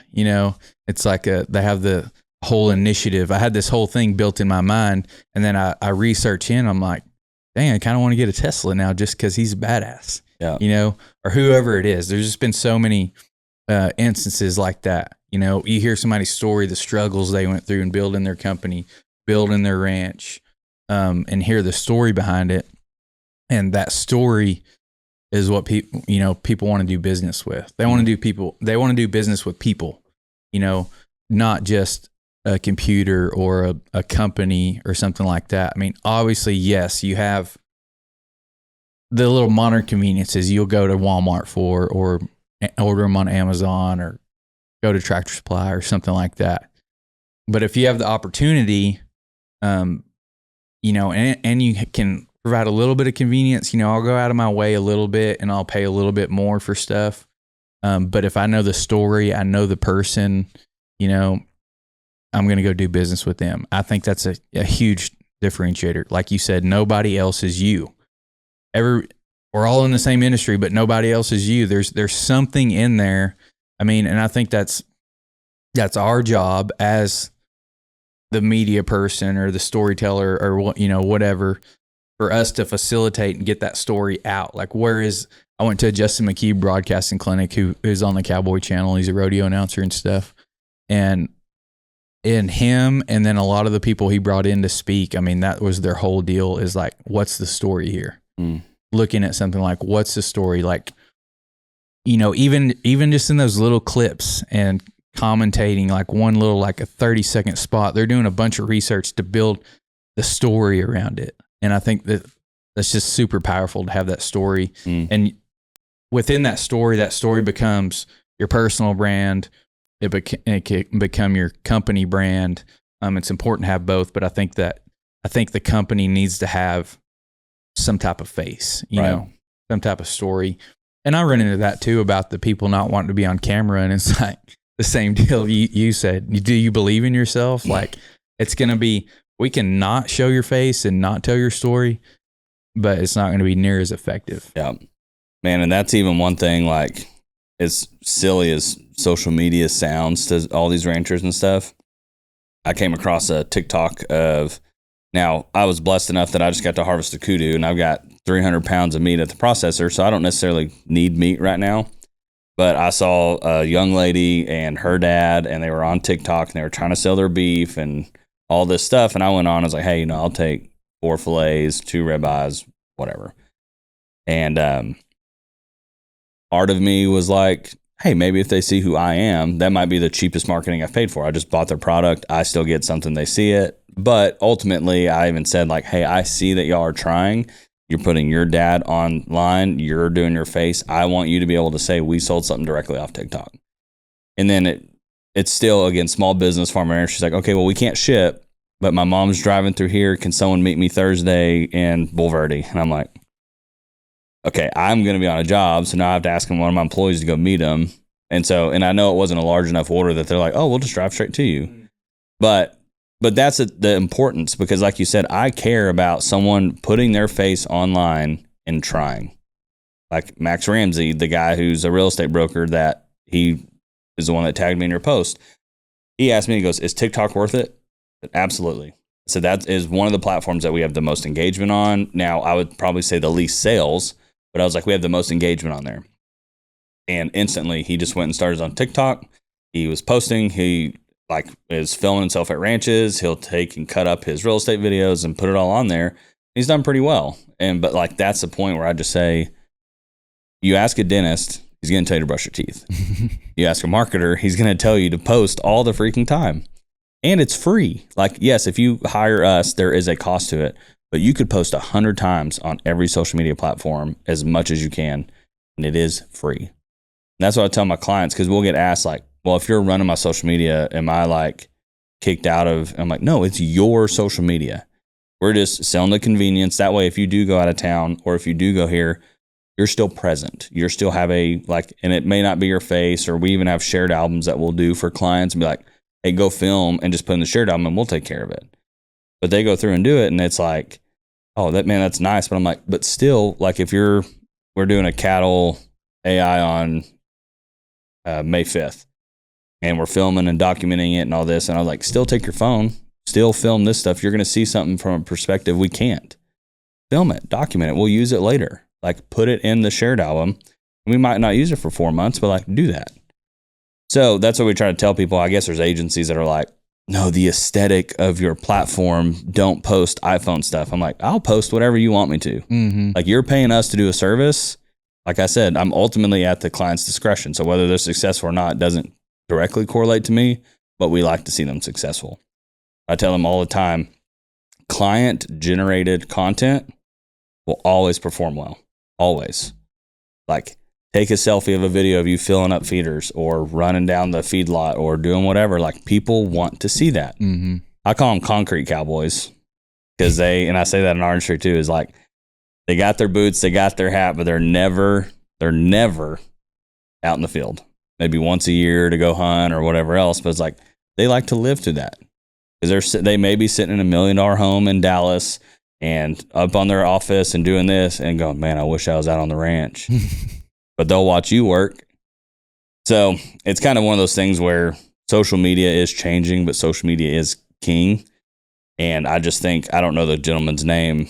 It's a cowboy and his wife. They run sheep and cattle. Probably the Archies they're from Gatesville, Bar 7 Ranch. Yeah. Mm-hmm. And so, but it's just like, they've been wildly successful, at least from the outside perspective of, I'm not a cattle rancher, I'm not X, Y, and Z, but like, I see them and they've got their product line and they've got all this other stuff and they have sponsorships. They do this. They're filming on their phone. They're just being ranchers. Mm-hmm. All they're doing is filming it. So I try to get my ranchers to do that we work the tech side for them. And I'm like, just film yourself. Like, I don't know how. I'm like, well, that's fair. Yeah, just your phone. I see people get all wound up about the technologies, the barrier entry. We got to have the camera and a tripod and this and that. I'm like, those tools won't work, or they're going to be a waste of money. I mean, I've learned it the hard way. They're going to be a waste of money if you're not already in the habit of just pulling your phone out. And it's hard for even me to remember that stuff. Right. Like, I want to get to the point, which hopefully I will be soon, to just hire somebody to follow me around, because I don't think to pull my phone out. I try to be intentional and be in the moment of whatever we're doing. So it's kind of tough, but sometimes I'm like, man, I need to get this. Get this. And the raw, like you said, your iPhone has a super capable camera, any late model one, and you just pull it out. I mean, you see the success. I've seen it with so many people of just a selfie video on TikTok, or, somebody filming you, but it's on a phone or something like that. It's not, you don't have to have all the fancy stuff. It's just the habit of getting out, doing it, shooting it, which it's tough for people. So y'all have the done for you service type deal, but you can do it on your own. It just takes time or money, 100%. Whichever one you have. Yeah. And that's the part of like, so many people, like, because I've been out there, but I don't know him personally, but like Tucker Brown, like, he is the face. Like, is R.A. Brown still R.A. Brown without him? Absolutely. But he has built himself a platform with his face, his name, his family, their ranch. He is consistent, because so many people will be like, well, we want to be like them. I'm like, do you have a son or an employee or whoever that's going to post 5 or 6 times a week and film and edit? No, they don't have time for that. Okay, well, then what we do have time for, we can film your animals, we can put them online, and we can make them look really pretty. Mm-hmm. So that's how we kind of barrier to entry is like, okay, well, that's what we'll do for you because that's what we have. Yeah. Like, and I'm not going to put my face on your company and represent you, because if I do that, I'd rather do it myself. But I can put your animals and your lodge and everything else. So, but where do you see or do you have something on that? Yeah, I was just going to say that it's still work. You know, it doesn't, like I said earlier, it doesn't feel like work because you're not sweating and doing, you know, using your muscles and stuff like that. But it's still work to sit there and post, even go back and look through your library and create something and sit there and think of something, of captions, all this stuff. It's still work. I think people just think of it as that you're not doing anything, but it's still, if you're posting, you know, I might post, you know, 10 times a day. Like, so that takes some work. I'm not sweating or anything, but it does. Oh, it's work. Yeah, it's just a different kind. So yeah, I think people just don't realize that it's actually work. I've had people say that about podcasting too. Like, man, I don't know how you do it. You come in here and spend all day in the studio, and you got to title it, and you got to do this, and you got to book the guests, and you got to sell sponsorships, and you got to put out short form clips and all that. And I'm like, I mean, everybody has their own definition of hard. You know, I'm used to working. I was used to working like 15, 16-hour days for hardly any money, and it was all manual labor.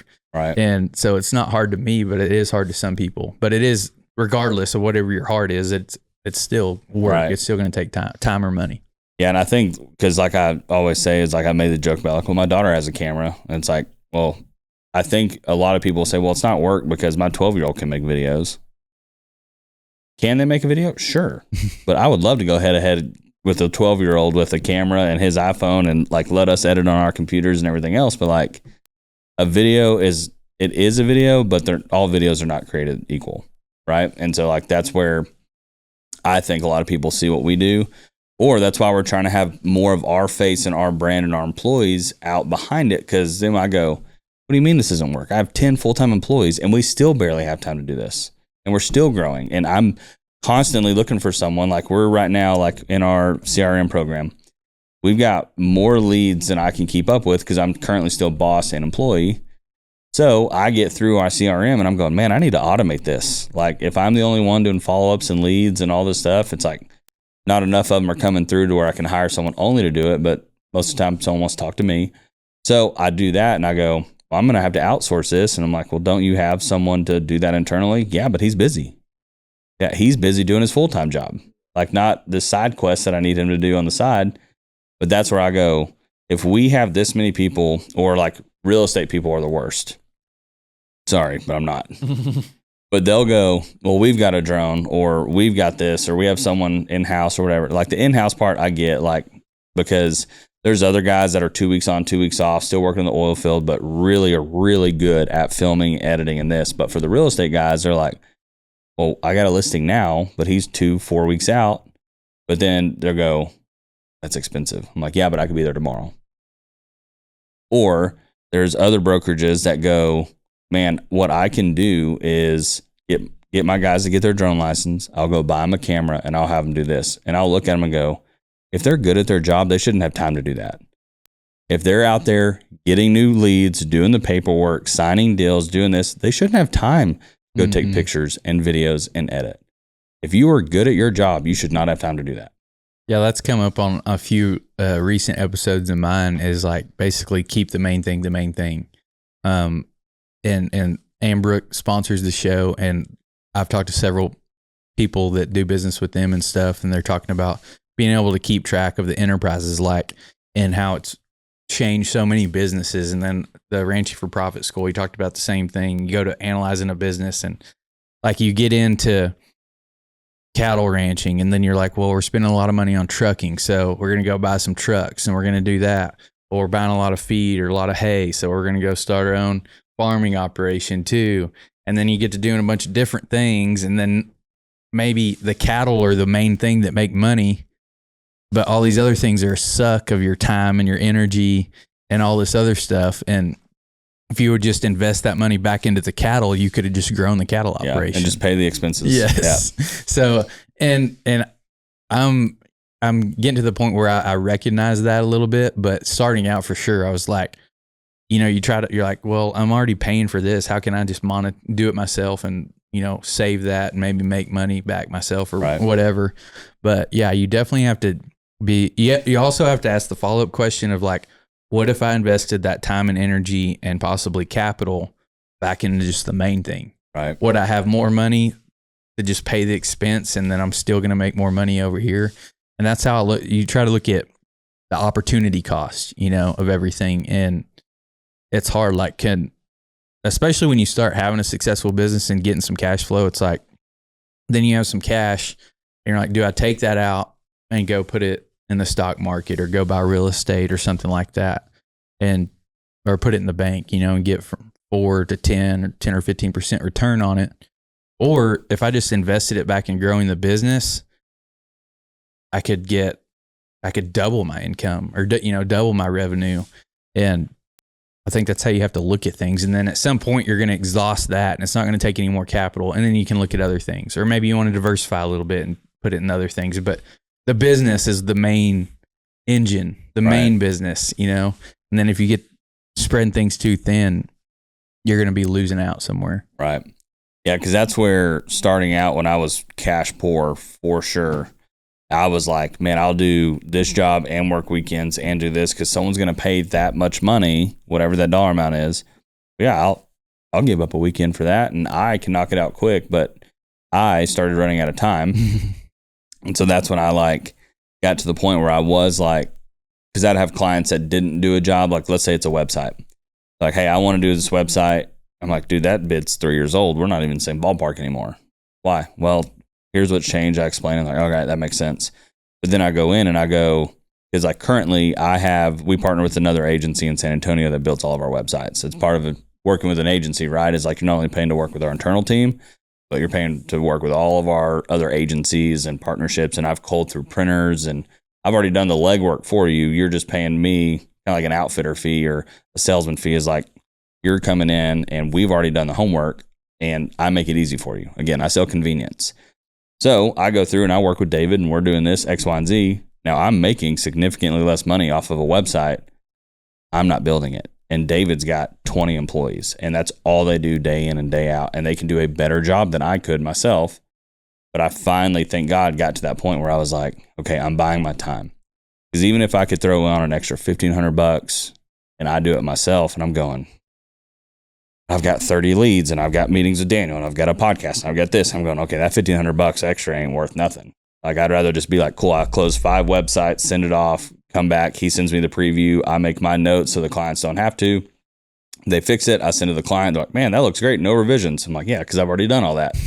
And send it off. And I'm going, man, that looks so much better to me now in the position I'm in, going, yeah, I don't have to do that. My clients love it because they're like, okay, well, then I find someone and they just Google antelope. They don't know the difference between a sable and a black buck or whatever it would be. And they're like, we're buying time. Like, it may be more expensive. I tell everyone, I may not be the cheapest, but I'll be efficient. Yeah, I think that's the ascension, is like, you start out as an employee, you're trading your time for money. And then you want to progress through that of building your skill set and your network and stuff like that to keep asking more for your time and charging more for your time.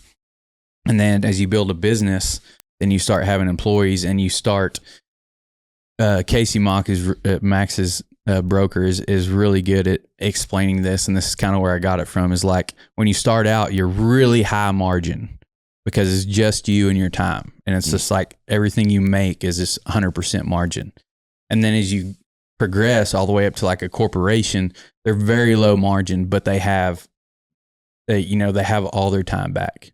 I just explained this on Facebook yesterday on a post, was talking about Rich Dad, Poor Dad and the cash flow quadrant. So you go employee, self-employed, business owner, and then investor.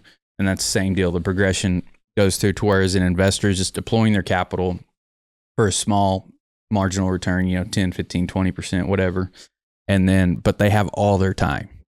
Once they vet a deal, they don't have to operate. And so I've even got to that point to where, like, my cow herd, I did a partnership with a guy to where I don't have to jack with it at all. When I started, I was going all the time. Cattle got out, I had to go, or pay somebody to go. Go feed, I had to go, or pay somebody to go, all that stuff. And now I just partner with somebody. And basically, it's an investment I'm just going to get a return on. We'll go do the fun cow work stuff. And then the rest of the time, I don't care. I don't hear about it. I don't check in. Takes zero of my time. And I'll just get a smaller, margin off of that calf sale next year. Absolutely.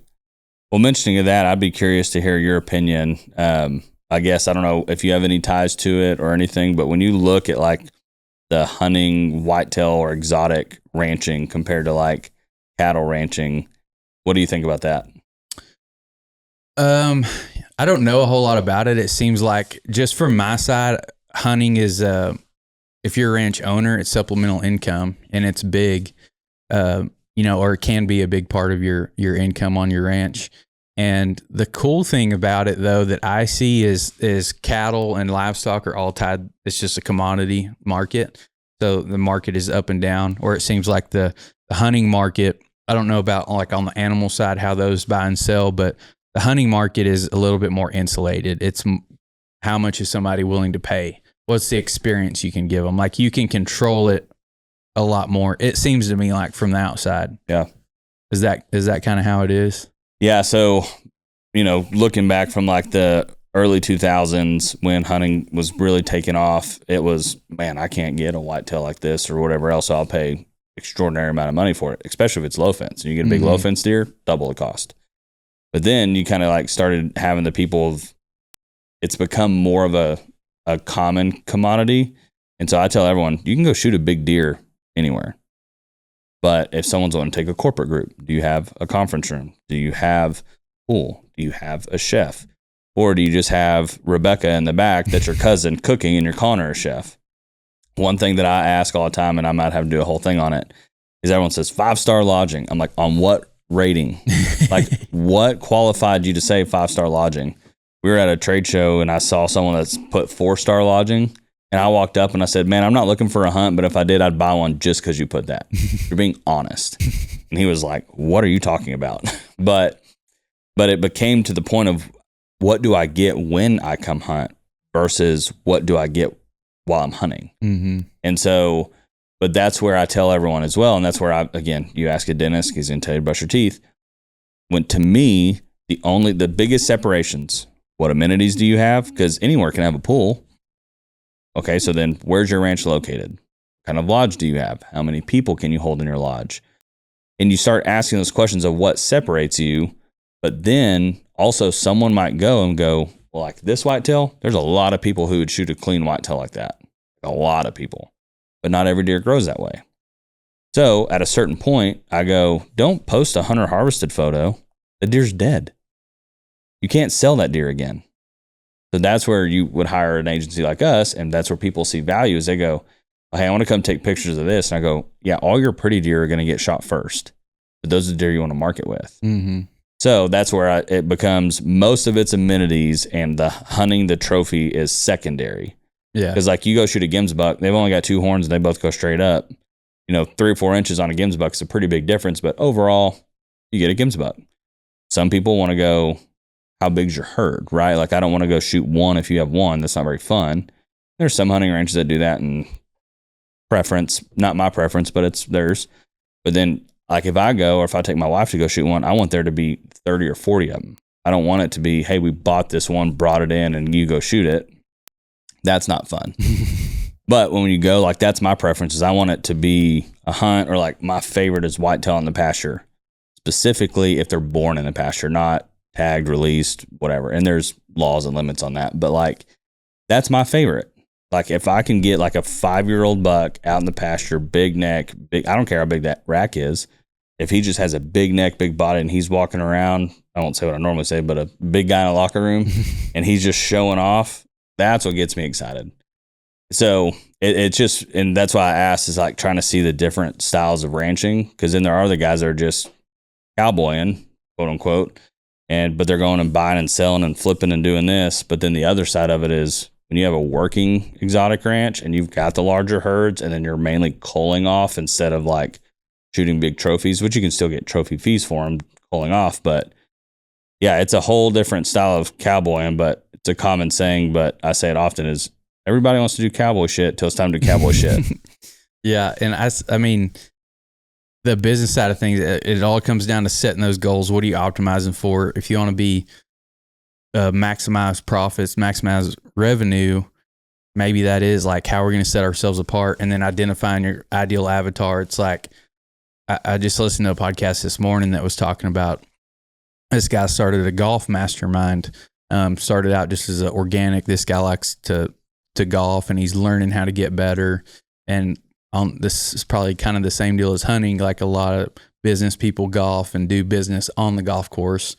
So he started this deal, and people want to learn this guy's knowledge too and be around him. So he's like, okay, $10,000 to come golf with me. I take 10 people, we're out there for half the day or however long it takes. And you get to soak this guy's knowledge up, be around a group of people. And so he had this other guy on that's a marketer and a consultant and stuff. And he's like, if you wanted to grow this business, what would you do? And, they're going back and forth, and he's like, well, you could probably charge $100,000 and take less clients. But you're just looking for that select few.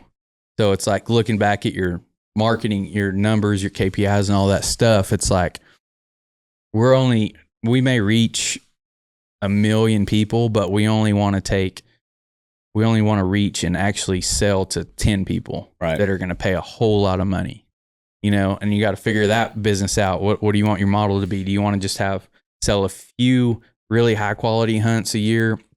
That's a whole experience. You come down, world-class meals, world-class lodging, the whole experience is world-class, and you get to possibly harvest could be even a mediocre animal, or something like that. But it's all like just sitting down and setting all that out there, and you can do it. And like, you have to be willing to take a whole lot of no's just because you're like, okay, we only need 10 yeses. We only need 10 yeses this whole year. So that's all we're working towards. Yep. And finding that right person. And then somebody else may be like, we have a whole lot of animals, a whole lot of country. We're not investing anything into it. You're going to come stay in a camper or a bunkhouse or something. But we don't have any money in it. We're going to sell the hunts for this much. Right. And it's just going to be more volume, lower margin, lower inputs. Right. So, you just have to decide what kind of business you want to be in. For sure. Yeah. Cause I would say that's the biggest thing we get into with marketing for people. They'll go, we don't need the 1 million. We just need the 10. And I go, how do you expect to get the 10? If I already had the 10 people, I would just charge you a commission. Yeah. But that's the part where it's like, okay, well, at a certain point, I understand what my clients, like we talked to a custom home builder the other day, and it was the same thing. And one of their employees is who we had the meeting with. And he said, well, we're not going to sell 1 million homes. We just need these people. And I was like, well, yeah, but you're in this area and I know how to run targeted ads specifically for what you're looking for. Well, I don't need to reach all those people. I just need the 10. And I'm like, all right, homie, we'll go get the 10. Don't understand conversion rates. Right. And so, yeah, I kind of just brought that to his attention, and we didn't close the sale yet, so I don't know if we got it. But yeah, that's the hard part of, I guess, again, just what are your realistic expectations and trying to and this that. guy, something to think about, expectations. This guy's world-class marketer marketed, huge deals. And I don't remember, he said however many he's generated in revenue and sales, but they were talking about his big deal is webinars. So getting on and, running traffic to a webinar, and then out of that traffic that registers, only a certain amount show up to the webinar and then stay the whole time. And then out of that, small percentage buy. So he was talking about the whole campaign. They're looking at, he said his most successful campaign was 6% conversion out of the whole thing. And, realistically, like, you can do pretty good with like a 1%, or that's how you need to build it. That's how you need to think of it, and how you're pricing your product and how you're allocating your marketing and all that stuff. But really, really low conversions. Like, when I got started, I definitely thought just every person was going to buy because it was me, and because I'm important. Yeah. It's me. I'm important. I'm the best, of course. And, but it's just not the case. Just everybody has their own life they're worried about, their own problems they're worried about, and to interrupt them and get that attention for a little bit and then keep it long enough to get a deal done, or, whatever the thing is you're trying to do, it's tough. Yeah. Well, and I think that's the part too, is like even with our clients, like when we send proposals, they're only valid for 7 days.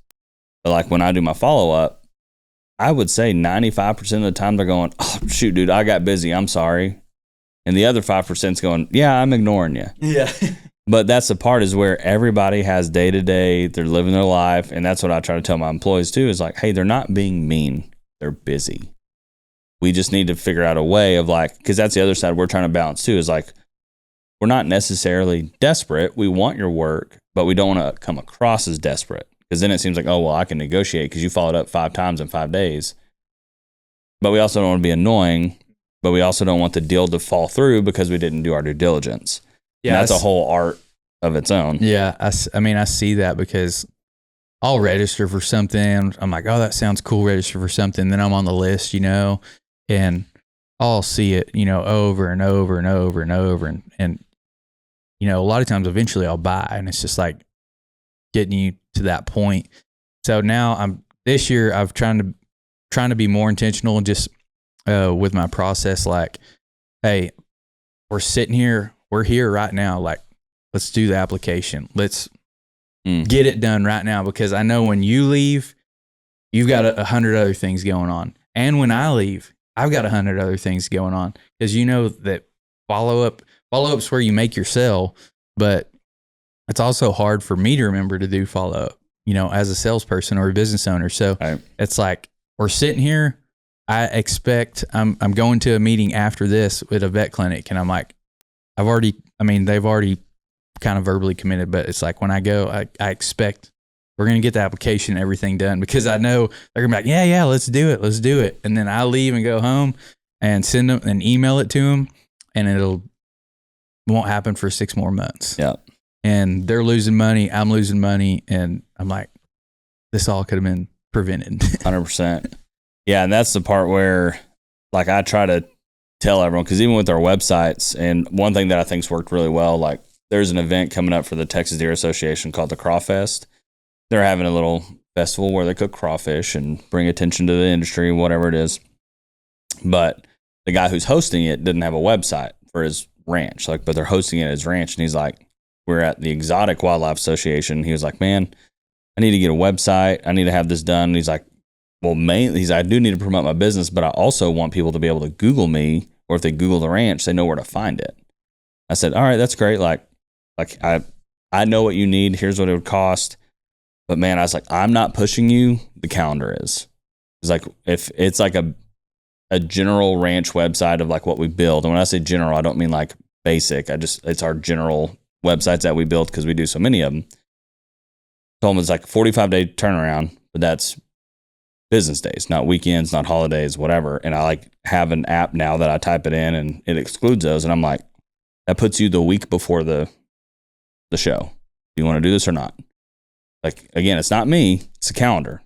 But that comes in, well, how organized on you on your back end. Like, does it take us that long? No, but we also have clients who pre-booked and did everything. So we're trying to be respectful of everyone's time. And that to him was like, oh, that's already made. Like the timeline, I need to hurry. I'm like, yeah, I mean, you can call me back whenever. I just don't want to have to spend your money to rush it. Yeah. Like, so if you're going to spend money, I'd rather it be on a product, not my rush fee. But it's not me, it's the calendar. Mm-hmm. So then it takes it like, and I think we've learned that as well, as like everybody would love to have like custom pricing and this and that, but then they either love it because it's custom and this is what I chose. That's my price. No one else has it. Or the flip side, the adverse side is they go, did you charge me that because it's me? It's like, no, like this is how we got to this cost. You just wanted a custom package. So like we have some pricing that's set and it's like, here's what our prices are to just do this. Or this is like gets us 95% of the way there. 5% can be tweaked. And a lot of people go, oh, okay. Like you didn't just upsell it because I'm me. And I'm like, I promise I don't think that much of you. Yeah, it's funny. Like it makes me question myself. I'm like, man, I need to be a better salesman. Cause I'm like, here's the deal. Here's the application, do it. We'll get it going. It takes about a week. And usually what ends up happening is they put it off and they're like, hey, like my deal just went down. Like I need it done like now. Like, can you just bring me a terminal? I'm like, no, it takes a week, maybe a little bit sooner, But I'm like, you should have done this process, or I should have pushed you harder. Right. You know, I don't know what the best thing to do is. Yeah. Well, if you figure it out, let me know. But yeah, I guess if you want to give a little plug to who you are, whether someone's hearing this and needs a terminal, or if someone wants to go listen to your podcast, if you want to give them a shout or give yourself a shout out, go ahead. Yeah. Yeah. The platform I'm most active on is Facebook, that I personally am on all the time. But any platform you can search my name or The Wealthy Cowboy Show. And if I did my job, it's going to pop up. But the actual podcast is on YouTube, Apple, and Spotify. We do an interview episode every Tuesday. And it's very consistent. Every episode is going to bring value in some way, but everybody has had success, some financial success, or they're on their way to financial success. They're building a business. I have a pretty good mix of young people like us that are starting and on the path, and then love to get the older people on that have already been there, done that. But everybody's had some success somewhere. I've even had some like more entrepreneurs on that were high level employees and stuff. But most everybody's owned a business, whether that's a business in town or that's a business on the ranch out in the country. They own a business. They've had some financial success. And so it's a lot of storytelling, and then try to give everybody some tactical advice in there as well. And then on Thursdays, and what I didn't finish that thought. All of that is related back to the ag or Western industry somehow. Rodeo people, ranchers, farmers, whatever it is, like they somehow are related back to the ag industry. So it's very consistent. And then on Thursdays, we release a solo episode. It's just a short episode, me sharing my thoughts, whatever I've been thinking, something on my mind, just short, choppy episode. And we're working on maybe this year putting out some more stuff. So we'll see about that. But yeah, if you just follow that on the podcast platforms, you're going to see all that. I post all the other stuff on, like I said, on Facebook mainly. If I would say just go follow that, get to know me. But if you immediately just fell in love with me during this episode and want to process your credit cards with me, you can reach out to me on Facebook or Instagram. And then other than that, just go follow the shows, get to know me, and then maybe we'll do business in the future. Absolutely. One last question, or I guess before I ask my last question, is there anything that we missed that you feel like we'd need to address? I don't think so. It was a good conversation. Yeah, it's been good, man. Yeah, it turned into kind of a marketing social media episode. Right. But well, hopefully our clients listen to it and realize, hey, like your clients hear me and go, man, he's not crazy. And my clients hear you and go, man, he's not crazy. Yeah, yeah. But when you're doing your podcast, what platform is performing best for you? I just checked the other day, actually. It was Apple. I think the time before that I checked, it was Spotify. But generally the audio does better than the video, the YouTube. But I always listen to all my stuff on Apple, so I figured that would always be the biggest, but it's kind of went back and forth. Some people like Spotify more. But yeah, Apple's been the biggest. I keep more track of the YouTube, and then I think if anybody's going to do a podcast, you might as well video it, even if it's on your phone or a cheap camera or something. Throw it up on YouTube just so you're in another spot, and you can repurpose that content. So yeah, because I think, correct me if I'm wrong, Daniel, but I think all of ours, the best performing is YouTube. But we just do YouTube and Spotify. But that's why I asked, is maybe we do Apple next, and Daniel's probably thinking, don't give me something else to add on to it. Yeah. But no matter if you're trying to rebuild your current website that sucks, or if you're starting from the ground up, Droptine Studios would love to give you a free estimate on what your new website build could be with us. Go to Droptine Studios today, and you can see other websites that we build for other clients. We look forward to talking to you soon about your new website. Yeah, I'm sure there's, if you research it, there's statistics. You know, in my mind, I think that more people have Apple phones. Mm-hmm. So the podcast app is native. It's already on their Apple phone. I know in our industry, it's kind of a lift to teach people what a podcast is. I mean, not that long ago, I didn't know what a podcast was. Right. And a lot of the older guys or whatever, they're like, I watch podcasts on Facebook or whatever all the time. I'm like, no, you don't. You just see the clips. Right. Or they're like, where do you see the whole thing? It always keeps cutting off. And I'm like, you're just watching the clips. Dude. So it's like teaching people what a podcast is, but I'm like, it's already on your phone because most people have Apple. But like I said, some people like Spotify too. So yeah. Because I watch, when I go back and rewatch ours or anything else, it's on Spotify. And because I don't know why, but I associate it with it. But I always try to watch the videos on any of them. But I think from what I hear, most people in our industry do YouTube. But I think it's funny too, like, we try, I don't know if they skip over the ads or at the end, I'm like, hey, you can always find more, or like, hey, like I sent you the link. I don't know if you looked at it, but like droptinestudios.com/podcast. It's got the links. It's got the upcoming guests. It's got sponsors. It's got advertising that you can pay with the pricing and what you get. And I'll get guys, hey, I'm on a 2-hour delivery. Like, where can I watch your podcast? I'm like, dude, if I haven't done that, I haven't done my job. But I'm glad to hear I'm not the only one. But yeah, and I even compared it to, or with someone the other day, it was like, this is just talk radio. It's just not live, you know? And so I was always thinking, like, I wonder why podcasts took off so quickly. But it's been around. It's been XM radio, talk radio, sports broadcast, not podcast. And it's just like, it's the same thing, just a different dance. Yeah, and I think I just like it because you get to actually know somebody, and hear their story and spend more time with them than, just seeing a little blurb or whatever about them. Yeah. Yeah, I'm really curious. My girls will probably kill me too downstairs, but because we're trying to mix of like, okay, when like our social media, since we are a whole agency, well, it's like we need to promote every service. So like that's 7 or 8 services. Well, then we also want to promote the wildlife clips because that's something no one else has. Well, then we're still trying to educate farm and ranchers. Like when I say marketing, like when we were at CattleCon, I had so many old guys come up and go, how's the market today? I'm like, I am not your numbers guy. Like, this is marketing. I can market your cattle that it has a value in the market. And like, oh, okay. And so just trying to educate them, and I'll give you a book before you leave, but we made a whole like catalog that has articles and write-ups and things in it because one, we know guys will go out on their front porch and read with a cup of coffee before they go to my website. So we made something like that explaining what's the difference between a freelancer and an agency or whatever it would be. And there's just a whole bunch of articles in it. And we've definitely made our money back. People really like it. But printing is also a service we do. So like that has to be really nice, but it also costs me more money. But anyway, all that to say is we're trying to figure out our social media with, there's so many clips. Like I would say just listening to this, there's probably 20 clips in this that we both individually could cut and post and use to promote ourselves.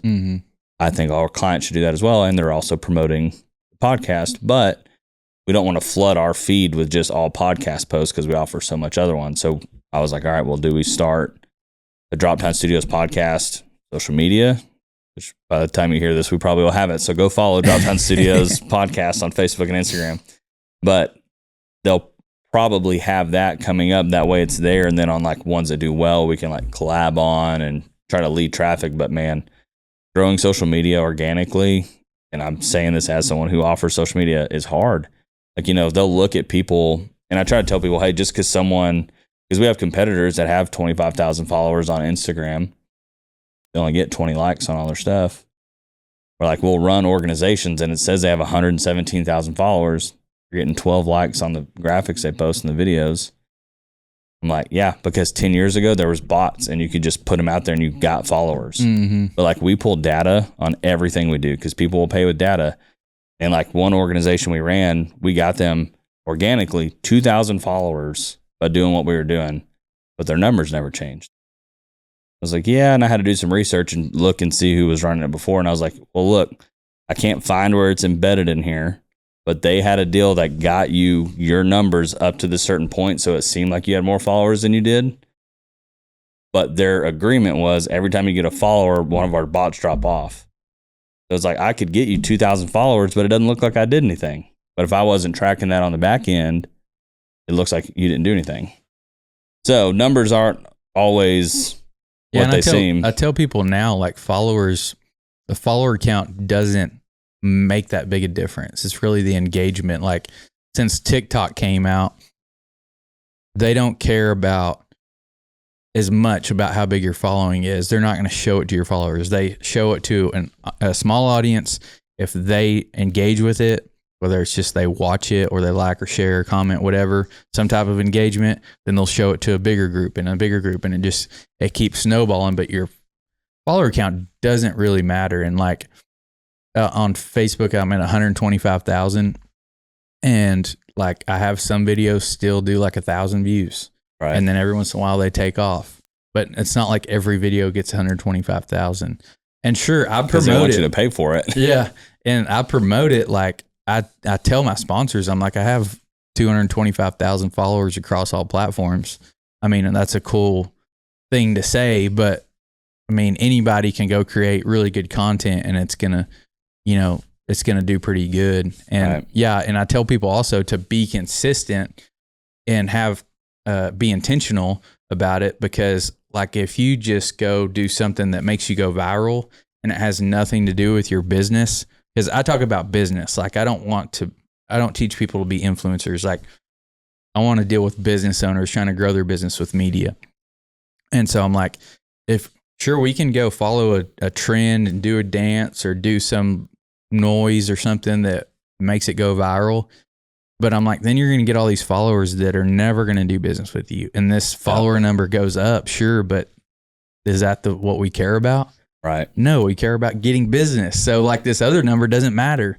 We do need to reach people to get the awareness out and get the conversation started. But you want people interested in what you're offering. Right. And so even if you really don't have to have huge numbers. I know you're talking about, you got to get the big numbers and we're just looking for a small audience. But, I've heard and seen people that have like 10,000 followers, but they're doing, multiple six figures a year, basically just off social media, and their business tied to the back end. So those are kind of vanity metrics. And it all depends on your business. And the answer to all the questions is always, it depends. But, yeah, you want to make sure that you're just being consistent and you're attracting the right people to your business. Right. Yeah, and that's what I tell clients. It's like, if you just want to have 10,000 followers, we'll just go buy them. Mm-hmm. Like now, when you get 10 likes and everything, that's the same. But I was like, organic followers will always engage more. Like they're following for a reason. They hit the follow button. They didn't just get purchased. But yeah, that's what we try to harp on, is like, okay, what's your goal? So like even with our social media, we're posting, 5-6 times a week. But like every Sunday we do a Sunday scripture. That's just for me, even though our followers like it. But then we'll ask ourselves the question, is this educational? And then subpoint, who's it educational to? A potential client or a future client? Or if those are the same, or a current client. Is this funny? Right? Because I'm trying to also sell personalities of Daniel and Grayson and Rachel and Quinn, and like getting them known at being on the team, because a lot of people still think it's me. So like, okay, let me put the team out there, but I don't expect a direct return on that one. And then so on and so forth. Like, is this promoting a service? Is this promoting a product? Is this promoting whatever? So like, I look at it as more of a portfolio. Yeah. If I happen to get sales, but I've got guys who are like, dude, I followed you for 3 years. I'm ready to do something. I'm like, well, if I didn't post one stupid video that you followed me on that for seed way back there. And there's a guy that, everyone's on every platform now, but I think most popular was on TikTok, and he does the most outrageous, stupid things. He'll film videos with his shirt off, just covered in hair, doing all this. Well, then out of nowhere, after he gained over millions of followers posting stupid stuff, he's like, by the way, guys, I'm also an artist. Check out some of my music. And we're like, everyone's like, what a wild side quest. And you like went on for like 2 years posting just stupid mind rot content. And he was just like, oh, by the way, I'm also a really good artist. And I actually went and listened to his music. And I was like, this is really good. And so, yeah, it's crazy of like even the dynamics. But like, a feed company probably wouldn't be like, hey, Bill, go take your shirt off and go film something on a feed sack. It's like, that wouldn't work. But for some guy who still lives at home, makes music, trying to just get some people to know about it, that might work. Mm-hmm. But that's why every business, every ranch, every customer, everybody's different. Let's just figure out how we're going to promote you the best. Yeah. And like I said, I want to be intentional. Like you said, what's this post going to do? I'll post some stuff and I'm like, this should get people triggered and arguing in the comments. Or I'll post something like just a little quote or something that's very relatable to entrepreneur. It's going to, people are going to share that out because they're like, oh yes, that is so true. Share that out. Maybe like it. Probably no comments, maybe a few positive ones.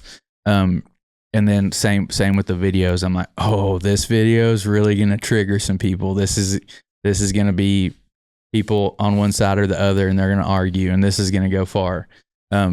So sometimes they surprise me, but I kind of know, what it's going to do before.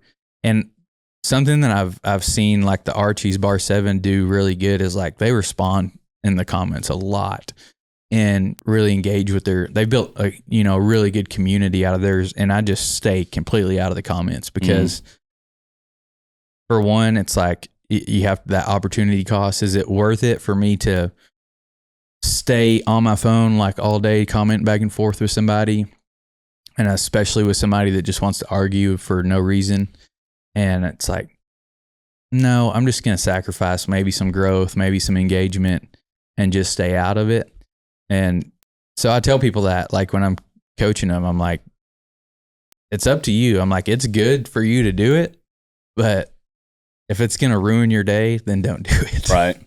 Oh, and it's hard. Like I couldn't imagine, I don't want to ever be famous because just all the people who comment are like, someone goes on vacation, like, you go on vacation during this time, how dare you? And I'm like, I don't want anybody to know my personal business, any of this. The only reason I'm doing this is because I've been in this industry for so long, 3 generations, and I still have questions. So no one else started it, so I will. But yeah, it can be very consuming with other people's opinions that don't matter.